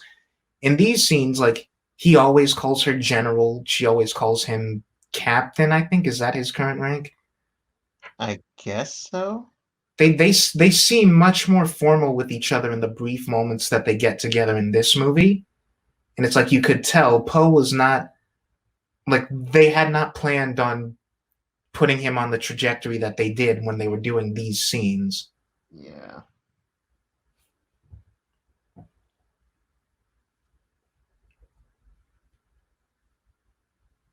And it's this really interesting thing because the people who have the issue with Luke like blaming himself and being demoralized are coming from this place of like, oh, I wanted to see these characters like sort As of they were, as if nothing changed in the what 30 to 40 years since. yeah, Uh, even if not that, then like seeing them be sort of happy is the wrong word, but like proactive and like hopeful, I guess. And it's really interesting that Luke and Han and Leia are all blaming themselves for the where Ben ended up. Like they're all blaming themselves for this mistake, and it's really demoralizing all three of them in very different ways. And the newer characters are ultimately left to deal with what they see as their big collective mistake. Like one bad thing happened and it pushed Luke away from these two. It broke their relationship. They completely drifted apart, and now we're left to deal with that. And that's like the crux of this trilogy. um, and I always thought it was super weird to start off this movie with something that major that happened off screen. Um, at the same time though, that is kind of how A New Hope starts. Like, but before we get to prequels, um, we don't know about Order 66 and all that, and all of that went down before A New Hope. So it's like there's already been a major status quo shift in universe that we didn't see going into A New Hope. That you just kind of get um, tiny snippets of from Kenobi when he briefly mentions Clone Wars and all that. Yeah, which from the way that he mentions it in that movie sounds like a very different thing to what we eventually get in the prequels. But I don't know. I never thought it was weird to have that sort of be an off screen thing just because I think it lends to the idea of what we're sort of trying to do with these movies, or at least the first two, where it's like firmly passing the baton from our original good guys to these new guys. And I think it's just this really sort of natural feeling, interesting situation to have it be like, we had our happy ending, our story finished, and then we just kind of kept living life after that, and we made a big mistake, and it's our fault, but it kind of created the world that you're in now, and you have to deal with it.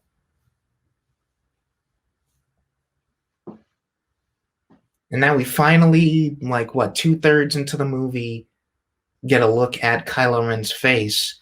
So what was the mistake? Letting Luke mentor Kylo, or Well, we know that Luke sees the mistake as having, like, letting his instincts get the better of him and almost killing Kylo and, like, driving him away. the mistake that the parents made? Because you said they made a mistake. What do you think their mistake in regards to Kylo Ren is? They definitely think that it was sending him off to be with Luke. Where Han and Leia are coming from are like, we should have like been there for him as his parents So rather they than blame Luke pushing and him off to be with his uncle. Sorry, what'd you say? I said so they blame Luke kind of as much as Luke blames himself. I think they blame themselves for sending him to be with Luke, not because Luke was like a bad guy or anything, but because they're his parents and like he should have been with them. They should Well, have been like his first. I mean, my reasoning is not to imply that Luke's a bad person, but that if they don't send him with Luke, he does not become Kylo Ren. True. But then whose mistake is that? Is that Luke's mistake or is it theirs? Yeah. And in that way, yeah, they blame themselves as much as Luke blames himself for his screw up. They blame themselves for sending him off to Luke in the first place. Hmm. And again, seeing his face for the first time, that's where it really clicked with me that we're doing the sort of like neo-Nazi thing, because I'm not gonna pretend that Adam Driver is not an attractive man, and like plenty of Kylo Ren fangirls can attest to that. But like the way that we are like visually coding him as, again, to match his personality, he's like Darth Vader. You see him and he's like this cool, like scarred up guy who's like clearly been through a lot. This is kind of a fresh faced, kind of pasty looking dude, and it's just adding on to the fact that he's pretending right now. He's trying to be that guy that Darth Vader was, and he just doesn't have it in him. Or even if he does have it in him, it's buried under all of this insecurity. And when that mask comes off, Adam Driver is doing a great job of conveying this guy who never 100% feels comfortable in his own skin. That's He because always, he he pretends always, to be something that he's not. yeah, Deep down, like that's what's so interesting about Kylo Ren to me is he's a character that's decided firmly that he's gonna be on the dark side, but is having to constantly fight against the light to maintain that. yeah.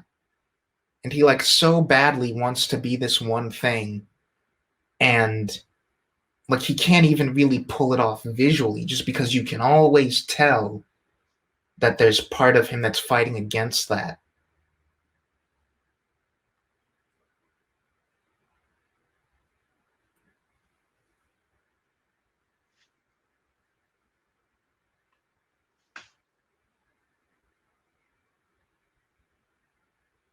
We've got our Daniel Craig cameo.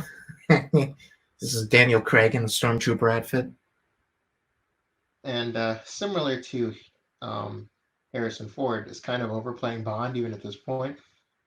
Yeah, this is what this is 2014 when they were filming this. Yeah, he's like over it already. He wanted to be done after Skyfall, And there was some interview that came out about him wanting to slit his wrist rather than come back. Like he was super done with playing Bond. and yet now he's coming back. For one more, finally, we know this will be his actual last turn as James Bond. Hmm. And I like that he's doing kind of an American accent here. But it's like you gotta wonder, should Ryan Johnson see him doing an American accent and be like, "Oh boy, do I have a role for you"? And it's so interesting because it doesn't sound anything like this. It's so much more southern, but it's indescribable. Like the voice he puts on in Knives Out is unintentionally hilarious. Yeah. Well, I mean, not even unintentionally. I think it's very intentional. Yeah, it definitely feels more intentional than Dark Knight Rises Bane that who he top of the Harley Quinn series. I am Bane. Where? The fire rises. I'm Yeah, I a like this.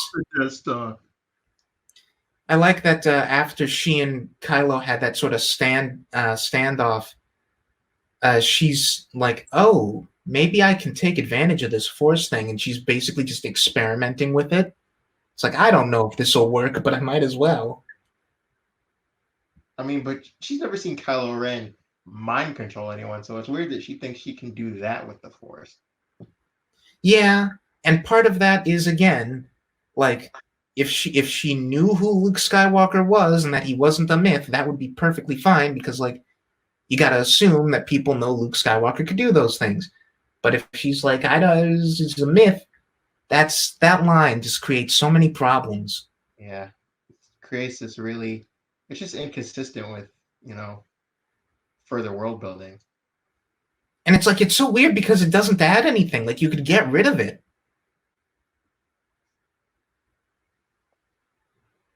We talked over it, but I liked Kylo Ren's further temper tantrum when he finds out Rey's gone and just cuts the chair that she was strapped in and flings it And the across. guards come up behind the corner and they're just like, nope, I'm a nope right on out of there.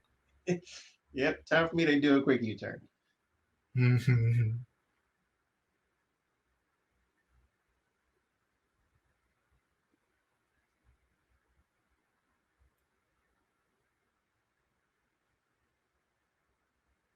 I like this kid. And I like that. I like that. Like what Finn contributes is just all of his insider knowledge. There was a bit that we talked over uh, earlier back on the Falcon where they were gonna like plan to unleash the gas again, like if they thought First Order guys were coming in there.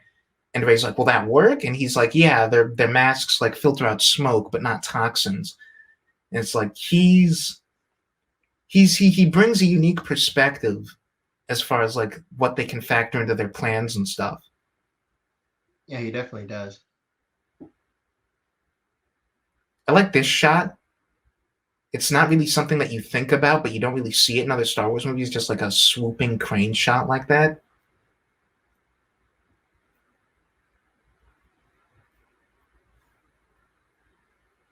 There's a shot that was earlier in the movie that we talked over of Kylo Ren in the Force with Rey, and he walks to her, he talks to her, and then he turns his lightsaber on and puts it against her neck and asks her where to Yeah, go. That's a really cool shot. that was great. And like shows off his sweet flickering lightsaber, which is not at all practical but looks awesome. Oh, it looks insanely cool. And that was inspired, having the crystal in it cracked so that it's all jittery and chaotic to represent his state of mind. Like, just we're so much attention to detail. Yeah. At least with the practical stuff.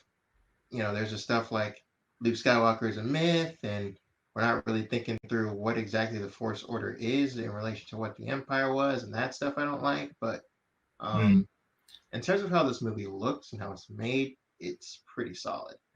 Yeah, I think in terms of the look and the practicality and all the character stuff, like I don't want to say that it's like a bad story because all of the character arcs and things work really well. I think it's really the world building, like you say, and I think so much of that is the need to make it feel in line with the original trilogy and like that those movies tone and feel even when it doesn't really make sense. And like part of that I wonder now that I think about it, is part of that also an issue with the prequels? Because like I said, when we meet Obi-Wan in A New Hope and he's talking about the Clone Wars and Luke was like, "You fought in the Clone Wars?" It's like, okay, yeah.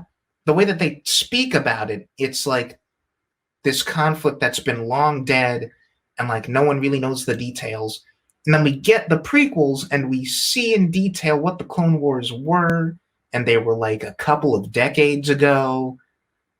So it's like we're very much in a similar sort of problem here, where it's like everyone realistically should be privy to what that was. Not enough time has passed to make it like fall into quote unquote legend. Yeah, like there are people that fought in that war that are still alive. Yeah, just like walking around.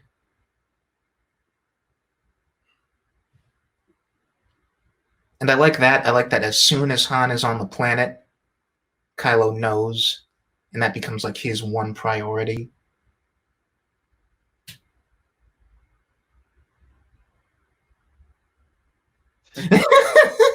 Harrison Ford. Force sucks.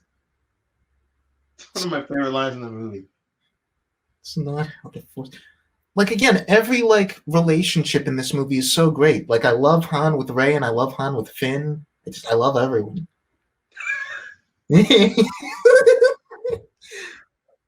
Oh, that Chewie's blaster.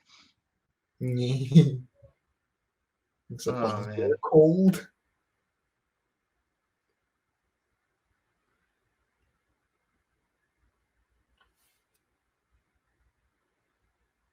I love that guy's hey because it sounds like the hey that you open up all the Lego Star Wars commercials with. Hey.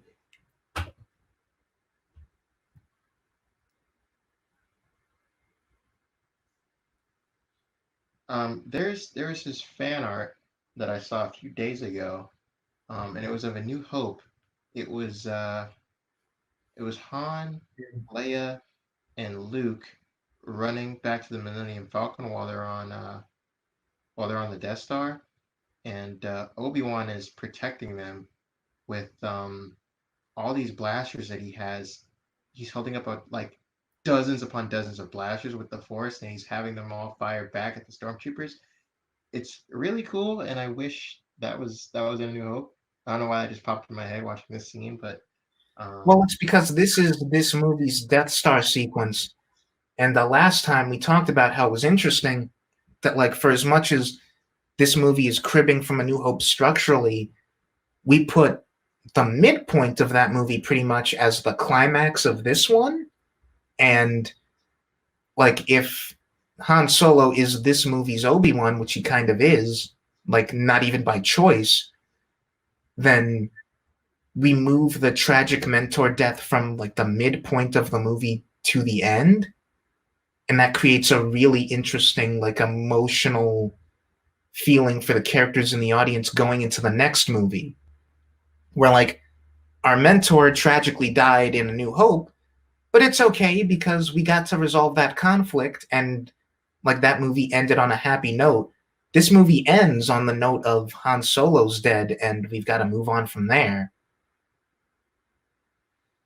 but weirdly, at least if I'm remembering it right, ends a lot more happy than I think it should. Um, I don't know. I'm not sure how I feel about that. Yeah, I mean, I'm conflicted about it. I'm not sure if it's a problem, but I do remember on my first few viewings, even after the theater, being like, so we kill Han Solo at the end, but for whatever reason, the ending feels a little more happy than it should. Maybe it's because, and this is something Dave Filoni talks about when he does this behind the scenes featurette for the ending of Clone Wars season 5, finally letting one of those episodes just fade to black as opposed to, immediately knocking you out of the emotion of the ending scene with the dun da da da da da. Like, he had to convince George Lucas to let him do that. And Hmm. I'm not going to spoil what it is. You probably already know what it is, but I'm not going to spoil the ending of Clone Wars season 5. It's one of the best moments in the whole show. But for that scene, he wanted the episode to just fade, um, with really somber, depressing music, not the classic kind of Star Wars, bombastic stuff. And in order to do that, he had to wait until the animation for that scene was fully done and colored and rendered to sell George Lucas on it, and that's how that episode um, was able to be released the way it was with no big bombastic music at the end, just fades to black. And Hmm. um, I'll talk to that in a moment, but like, I love this. I love the, like, what's this? What are you doing? What is this face? I'm trying to come up with a plan, and Ray is like right there. I love all of them together. I love the earlier bit where he's like, "I'm in charge now, Phasma. I'm in charge now," and Han is just like, "Bring it down, bring it down." But yeah. To speak to like the emotion of the ending, I think it's a couple things. I think it's in part that, but that's like a minor bit of it. I think it's the fact that we do end on kind of a victory with Poe and the others like blowing up. Like, we successfully blow up the base, and mhm. like, that's a moment of triumph, even though, as we've discussed earlier, Poe sort of like being here and being the focus of a sequence like that after not really being a major character for so much of the movie feels a little out of place. Yeah, it would be like if Hawkeye was the one to throw the nuke into the portal at the end of the first Avengers. Yeah. I love that Chewie gives him the code. But yeah, there's that. And also, I think there's just the fact that even if in the story it's not a happy scene, Ray finding Luke gets like a bunch of cheers from the audience because they've spent the whole movie waiting to see Luke again. And so Mhm. you end on that note, especially if you're in the theater, like with the crowd, everyone is happy because hooray, Luke Skywalker's back. That kind of moots the impact of, oh no, Han Solo's gone.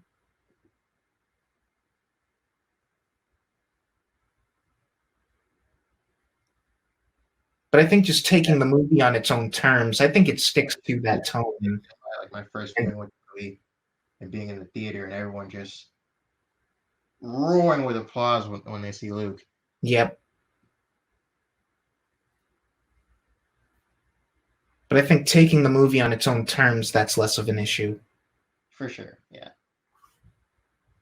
If anything, it does play as one of the better cliffhangers for a major franchise. Mm, Okay, like we finally see Luke. What's he been doing? What's going to happen next? yeah.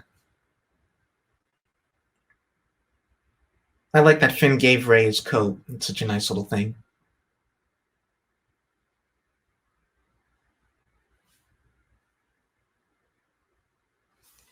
And like I like that there's no sort of like portentous feeling to this up till now. Like Han is about to die in like a couple minutes, and until Kylo shows up, the tone is kind of just like business as usual. It's when Kylo arrives that it's like, oh man, sudden mood whiplash, it's now or never, it's about to go down.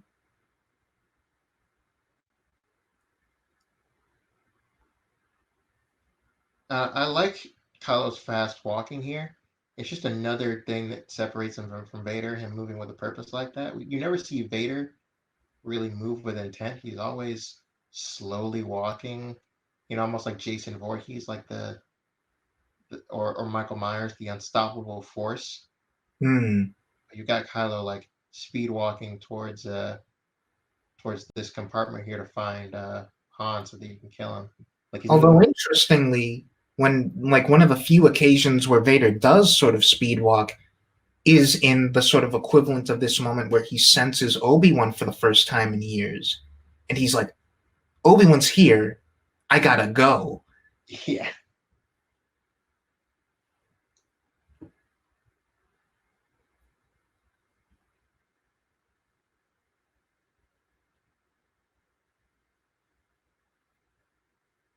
Hmm. Um. I mean, this is something.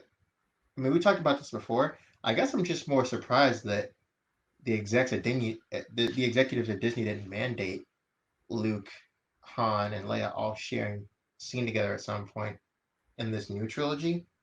Um, but I do like the idea that we never see all three of them together, because as much fan pandering as we do throughout this movie, and really almost none with Last Jedi, and more so with Rise of Skywalker, um, that's something I appreciate. We don't do. We don't contrive some way to try to force all of them together for the story that we're telling.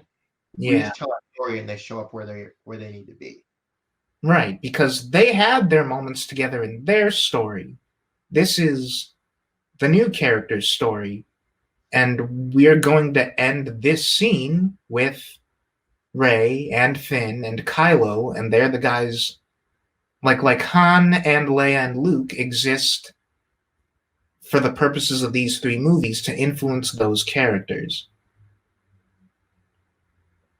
And like that there were people who really, really wanted that coming into the and I think the executives probably wouldn't even be concerned because as far as the executives knew, you would get people with the promise of that or like the implication that it was possible. You didn't even have to actually put it in the movie. They knew that they would get butts and seats just with the idea of it being a potential. But that there are people who were like, I want all three of them in the scene together, and I want a big action sequence where it's the original guys again. And it's like, you got those movies, man. Yeah, and I'm going to be interested to see. And this is a completely different conversation, but I'm going to be interested to see if we find ourselves in a similar situation when we get deep into Phase Four of Marvel, and we're following the newer characters, and the OG Avengers, they're gone for the most part. We're not following that traditional group anymore. Yeah.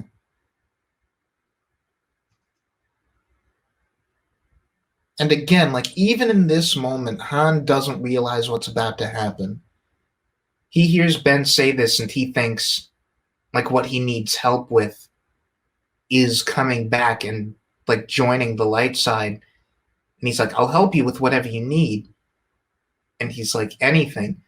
and he doesn't realize the thing he needs help with is his own death. It's like you can see the look of shock on his face.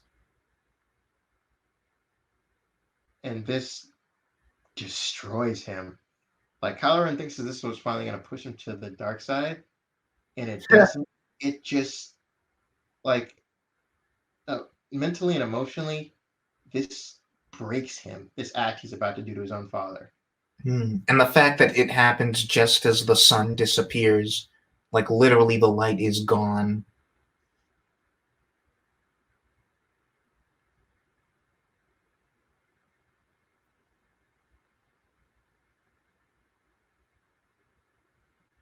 And Ugh. this is again, we got to save some stuff for Rise of Skywalker, so we have stuff to talk about when we get there. So I'm just going to speak about this as if I don't know the ending of that movie. Even just with this one, taking this movie by itself before we even had Last Jedi, after this moment, I thought, okay, there's no coming back from this. We cannot redeem this character, really, right? Like he just murdered his own father. Are we really going to try to redeem him? Yeah. And like, whatever way this character goes, even regardless of the fact that he's struggling with the light side, we can't play it. We can't do the same. We cannot do Vader again. Because that's one thing that I was appreciating with this movie up until that point, which is the movie was like, it's telling you throughout, like, this is not Vader. This is a different character. yeah. And then we kind of just make him Vader again, except worse. Yeah, I was just about to say, like, you immediately undercut that if you just do the Vader story with him again.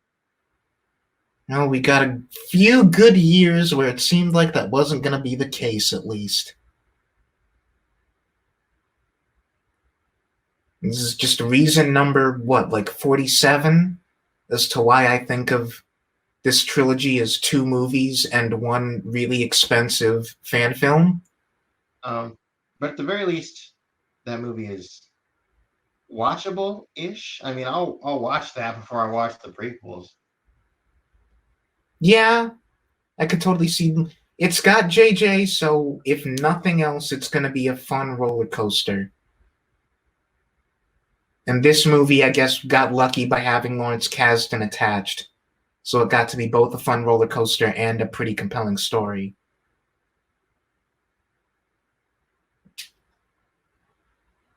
And yeah, there's a whole video that I showed you and that like everyone should check out by Jill Barrett in regards to the fight choreography of this scene and how like again, Star Wars is a heightened reality. None of the ways that any of these 3 are actually holding their weapons make sense.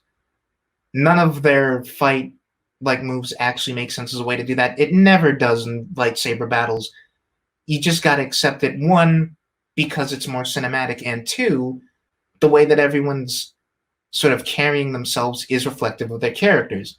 So like we talked about Kylo and like his flickering lightsaber and like he's poised like an animal about to attack, like he's just pure rage and like not even thinking at this moment. He's just like he's just a ball of emotions right now.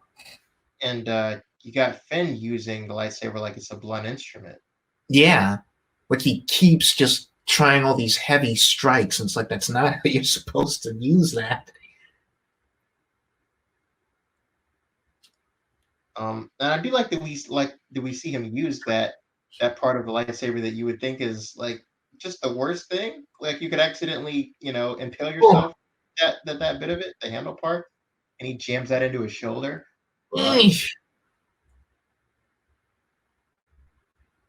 And like this achieves something similar to the use of practical effects, but from an action standpoint, where I was really pleased to have these kind of lightsaber fights coming off of the prequels, where it's like the lightsaber duels in the prequels are pretty to look at, but you can tell that they're like a dance. And like any choreographed action scene in a movie is a dance, literally. They plan out the steps and everything. But you want it to feel like people fighting for their lives. And it Yeah. doesn't always feel like that in the prequels, and even Clone Wars to an extent, where because they're so graceful, it always feels like even when they're fighting each other like they're partners, and the sense of danger and like tactility is missing a bit. Here it's like these are people who barely know how to use these things. They're just trying to wound and or kill each other, and that's it. And there's no sort of grace to it. It's all like look at this. Like Ray hardly knows what she's doing. It adds to the sense of danger, it adds to the sense of realness, and we should not be cutting away from it. Like I I'm get it, it's Star Wars, we want our big space battle and we need to give Poe something to do, but like cutting away from that to this feels weird. I don't even necessarily agree with that because it's hardly the first time we've done that in Star Wars. I mean, I guess I'm thinking the prequels and specifically Clone Wars when I say that, especially since the episode that I just saw today, from the seventh season, is Ahsoka fighting a certain character who you can probably guess, and Oh yeah, yeah. we cut from that to the Siege of Mandalore, a good two or three times. Which, by the way, that fight is also incredible. That's one of the best. Like no hyperbole, one of the best fights I've seen in the franchise. And like, it's interesting because they had the actor who played him in Phantom Menace come in and do mocap for that fight scene. Oh, that's awesome. Yeah,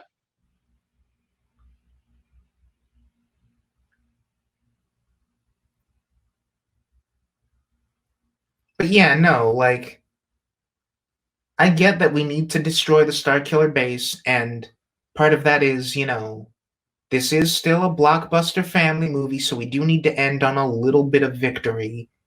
And like we get the victory of Rey beating Kylo for the moment, but we saw the thing destroy 5 planets, we gotta get rid of it. But on some level I can't help but think of this as like kind of obligatory, just we need to do this because Star Wars and we need to end with a big space battle. well, we need to. I don't even necessarily. I don't know if we necessarily need to divide these two after the fight is over, but it you can't cut it any other way than they did. Like we can't see this fight and then that happens because what makes the ground crack between them and split is the destruction of the base, and it starts True. to evolve the whole planet. So they, I mean, if they were thinking about cutting it any other way, they kind of forced themselves into a corner with the way that they wrote it because Mm. those And it influences. does even add to the sense of danger that like this happens, that like as they are still fighting, the planet is literally crumbling around them. It has to happen in real time because of the way they wrote these scenes. The planet like starting to crumble and cave in and like break apart. That's what separates the two of them. So they had to intercut it. I like this. I like that she's like clearly losing until he mentions the Force, and she's like, "Oh right, the Force! I forgot about that almost." And then she starts using it. That gives her the advantage. It's kind of ridiculous. That reminds me of one of the coolest moments in Rebels that I've seen so far, which is Ahsoka turns off her lightsabers in the middle of a fight between two Inquisitors, starts using the Force, and then like through the Force makes one of the Inquisitors' lightsabers turns off, and then flings them across the room. It was so cool. Nice. She's such a wonderful character, even in that show, which is not great, but she's awesome in it. I love Ahsoka. She's a great character. I love that effect of like putting it in the snow and it makes all this steam.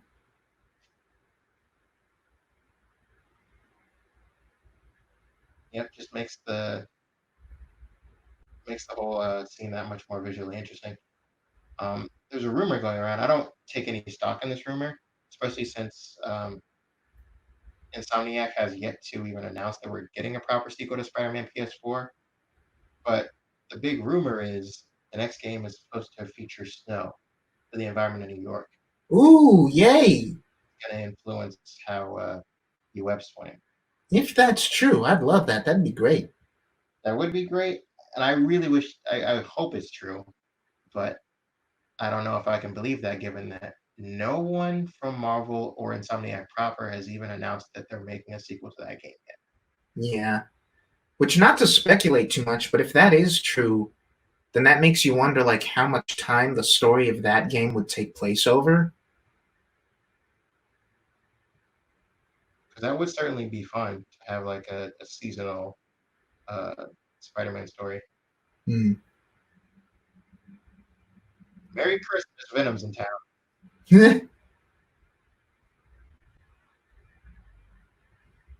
Right, and that's another thing that Last Jedi builds on in an interesting way, where Snoke is like, bring Kylo back over here to complete his training.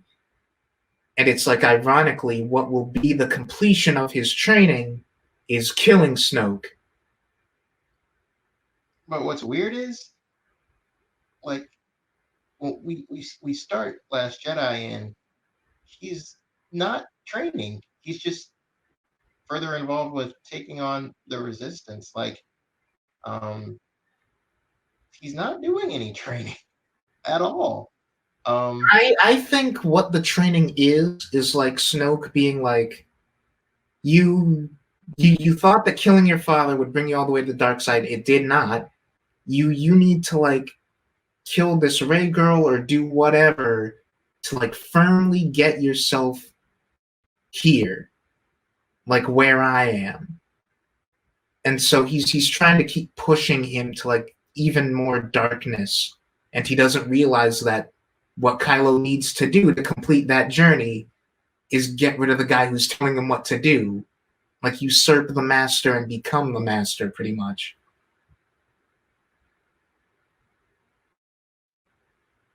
I don't even know if if Snoke's mission statement to Kylo Ren in Last Jedi is you need to kill Rey, especially since by the start of the movie he's just ticked that Rey was able to beat him here, um, and he didn't send her after Rey, and he's not doing any actual training. Like he's just continuing the role that he has in this film, which is being a high-ranking member of the Force Order and fighting off the Resistance. Like that is what he's doing at the beginning of Last Jedi. He's not going after Rey. He sets up that link between them, and I guess he wants him to kill her. But it's weird if his whole thing is like I want, and this them hugging makes no sense, and I don't like it. Yeah, it's weird. It's really, really weird. Just met like Hyundai, but you don't even know Leia. Like, Her hugging Finn would make more sense. yeah, Well, I mean, Finn is out of commission, but still. you can't. Yeah, Finn's out of commission, so there is no one for her to really embrace except maybe Chewie. Yeah, do a Chewie. And it would be even more meaningful and impactful if, like, those two hug and Rey has nobody. Yeah, that's definitely what they should have gone with. But like, she doesn't even know Leia. Like, that's so weird. That would be like one of my Navy buddies. Like, I just met them on my first day to the ship, and then I find out their parent died, and I go give them a hug. Like, that's I don't know. It's just weird.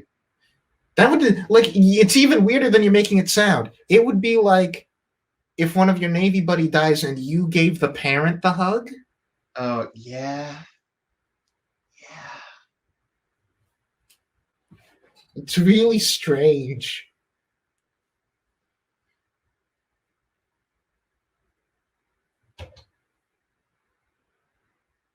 Luke, we got our magical map. Let's go find Luke. Yeah, the map was an interesting MacGuffin. And I like that they spent so much of this movie just chasing BB-8. They're like, get the droid. The droid has the map. Where it's like Finn and Rey aren't even really like what anyone is interested in for at least half of this movie. Oh, see this? Yeah, this. I don't know. I have plenty of female friends. I don't feel like any of them would do that if I got in a car accident. Yeah, probably not. But who knows? Like the more than just friend zone here, I feel. This Yeah, should I have don't know because I don't disagree, but I think there's multiple ways to look at it.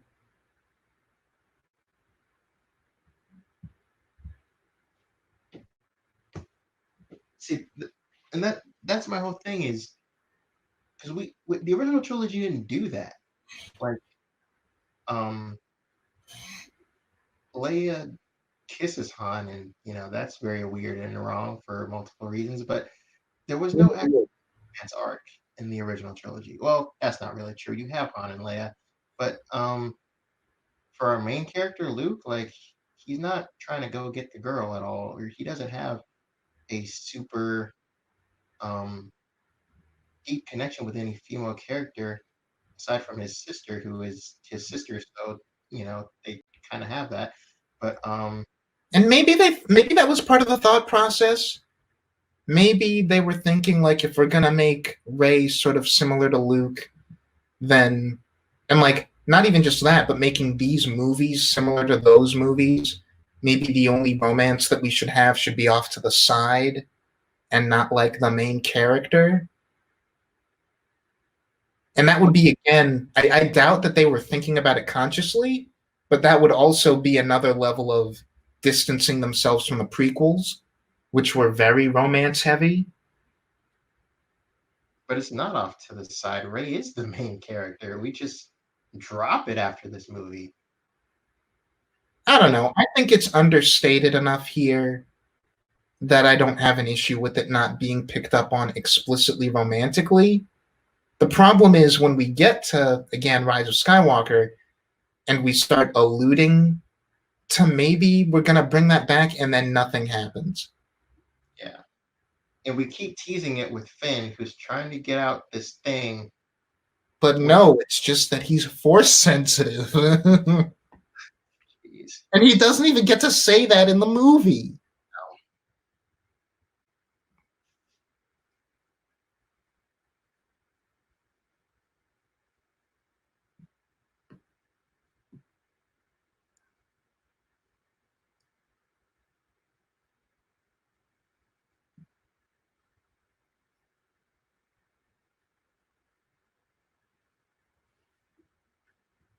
But yeah, it's really interesting to end on the note of like everyone else gets to celebrate because we did succeed in blowing up the big thing, but our main characters don't end the movie in the best place. And part of that is they made this one knowing that they'd have more movies in a way they didn't with A New Hope.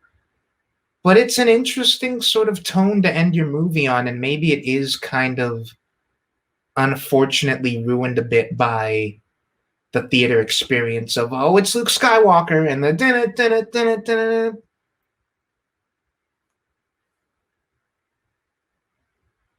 This is also just a really good music track. The Jedi Steps. So good that Rise of Skywalker just straight up uses it again for their ending.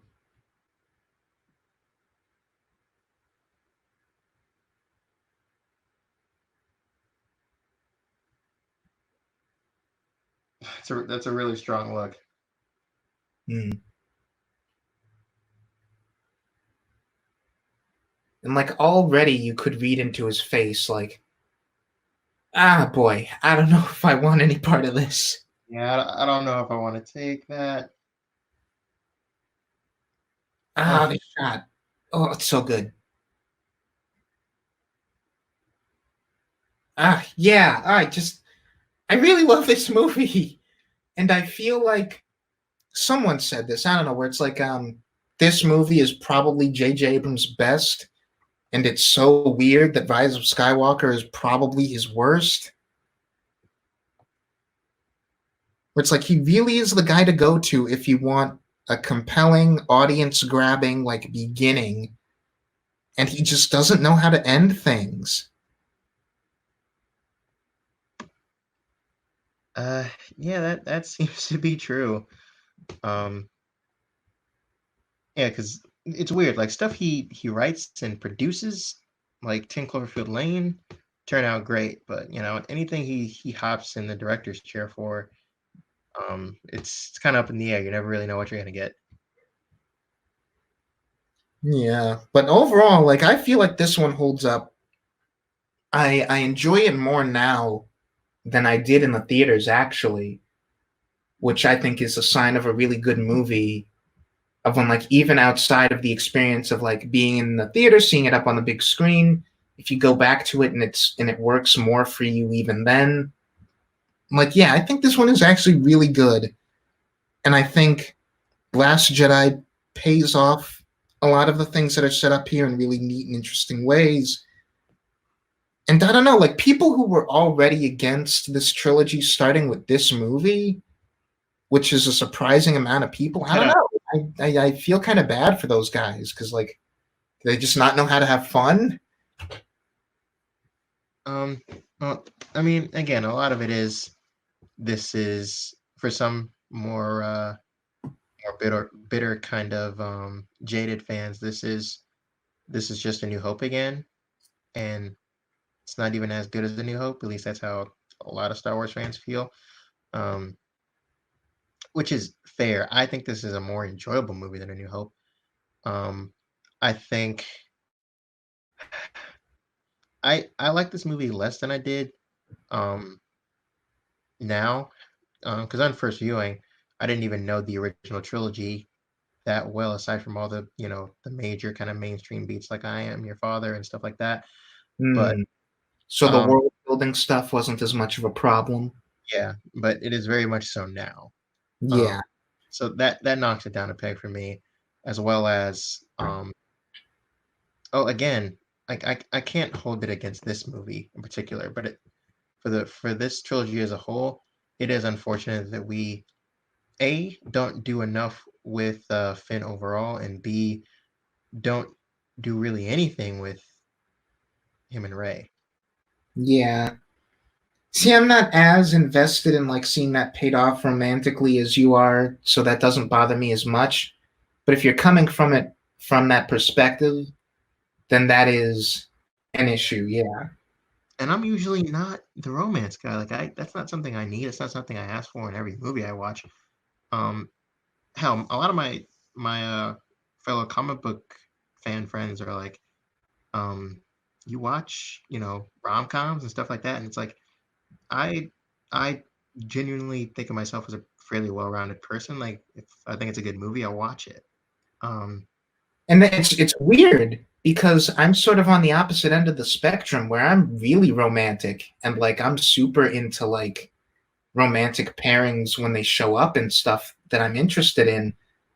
And I don't know, I don't get the vibes.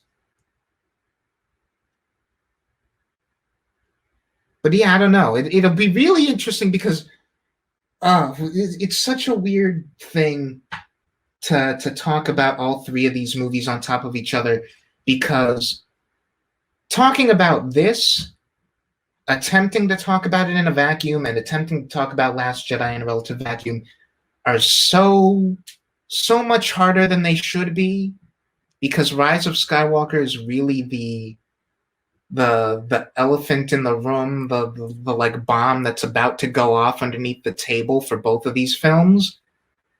And so it's really interesting to have to sort of dance around just deep diving that movie before it's time. So I don't know. Last Jedi is going to be really interesting. Our Last Jedi talk will be our first time talking about that post Rise of Skywalker. It'll be my first time watching that movie post Rise of Skywalker. So yeah, it's going to be interesting. and I want to give that movie one more watch through so that I have a more, I don't know, just so that I can feel more comfortable talking about it. Because like that's a movie I'm still very conflicted on, and I'm not even sure what exactly I'm going to have to say scene to scene because um, there's some points I feel super strongly about, and there are other points where I'm just kind of indifferent to it, and some points I just flat out don't like. Like that movie is still stuck firmly in the middle for me, so um, it will be interesting for sure.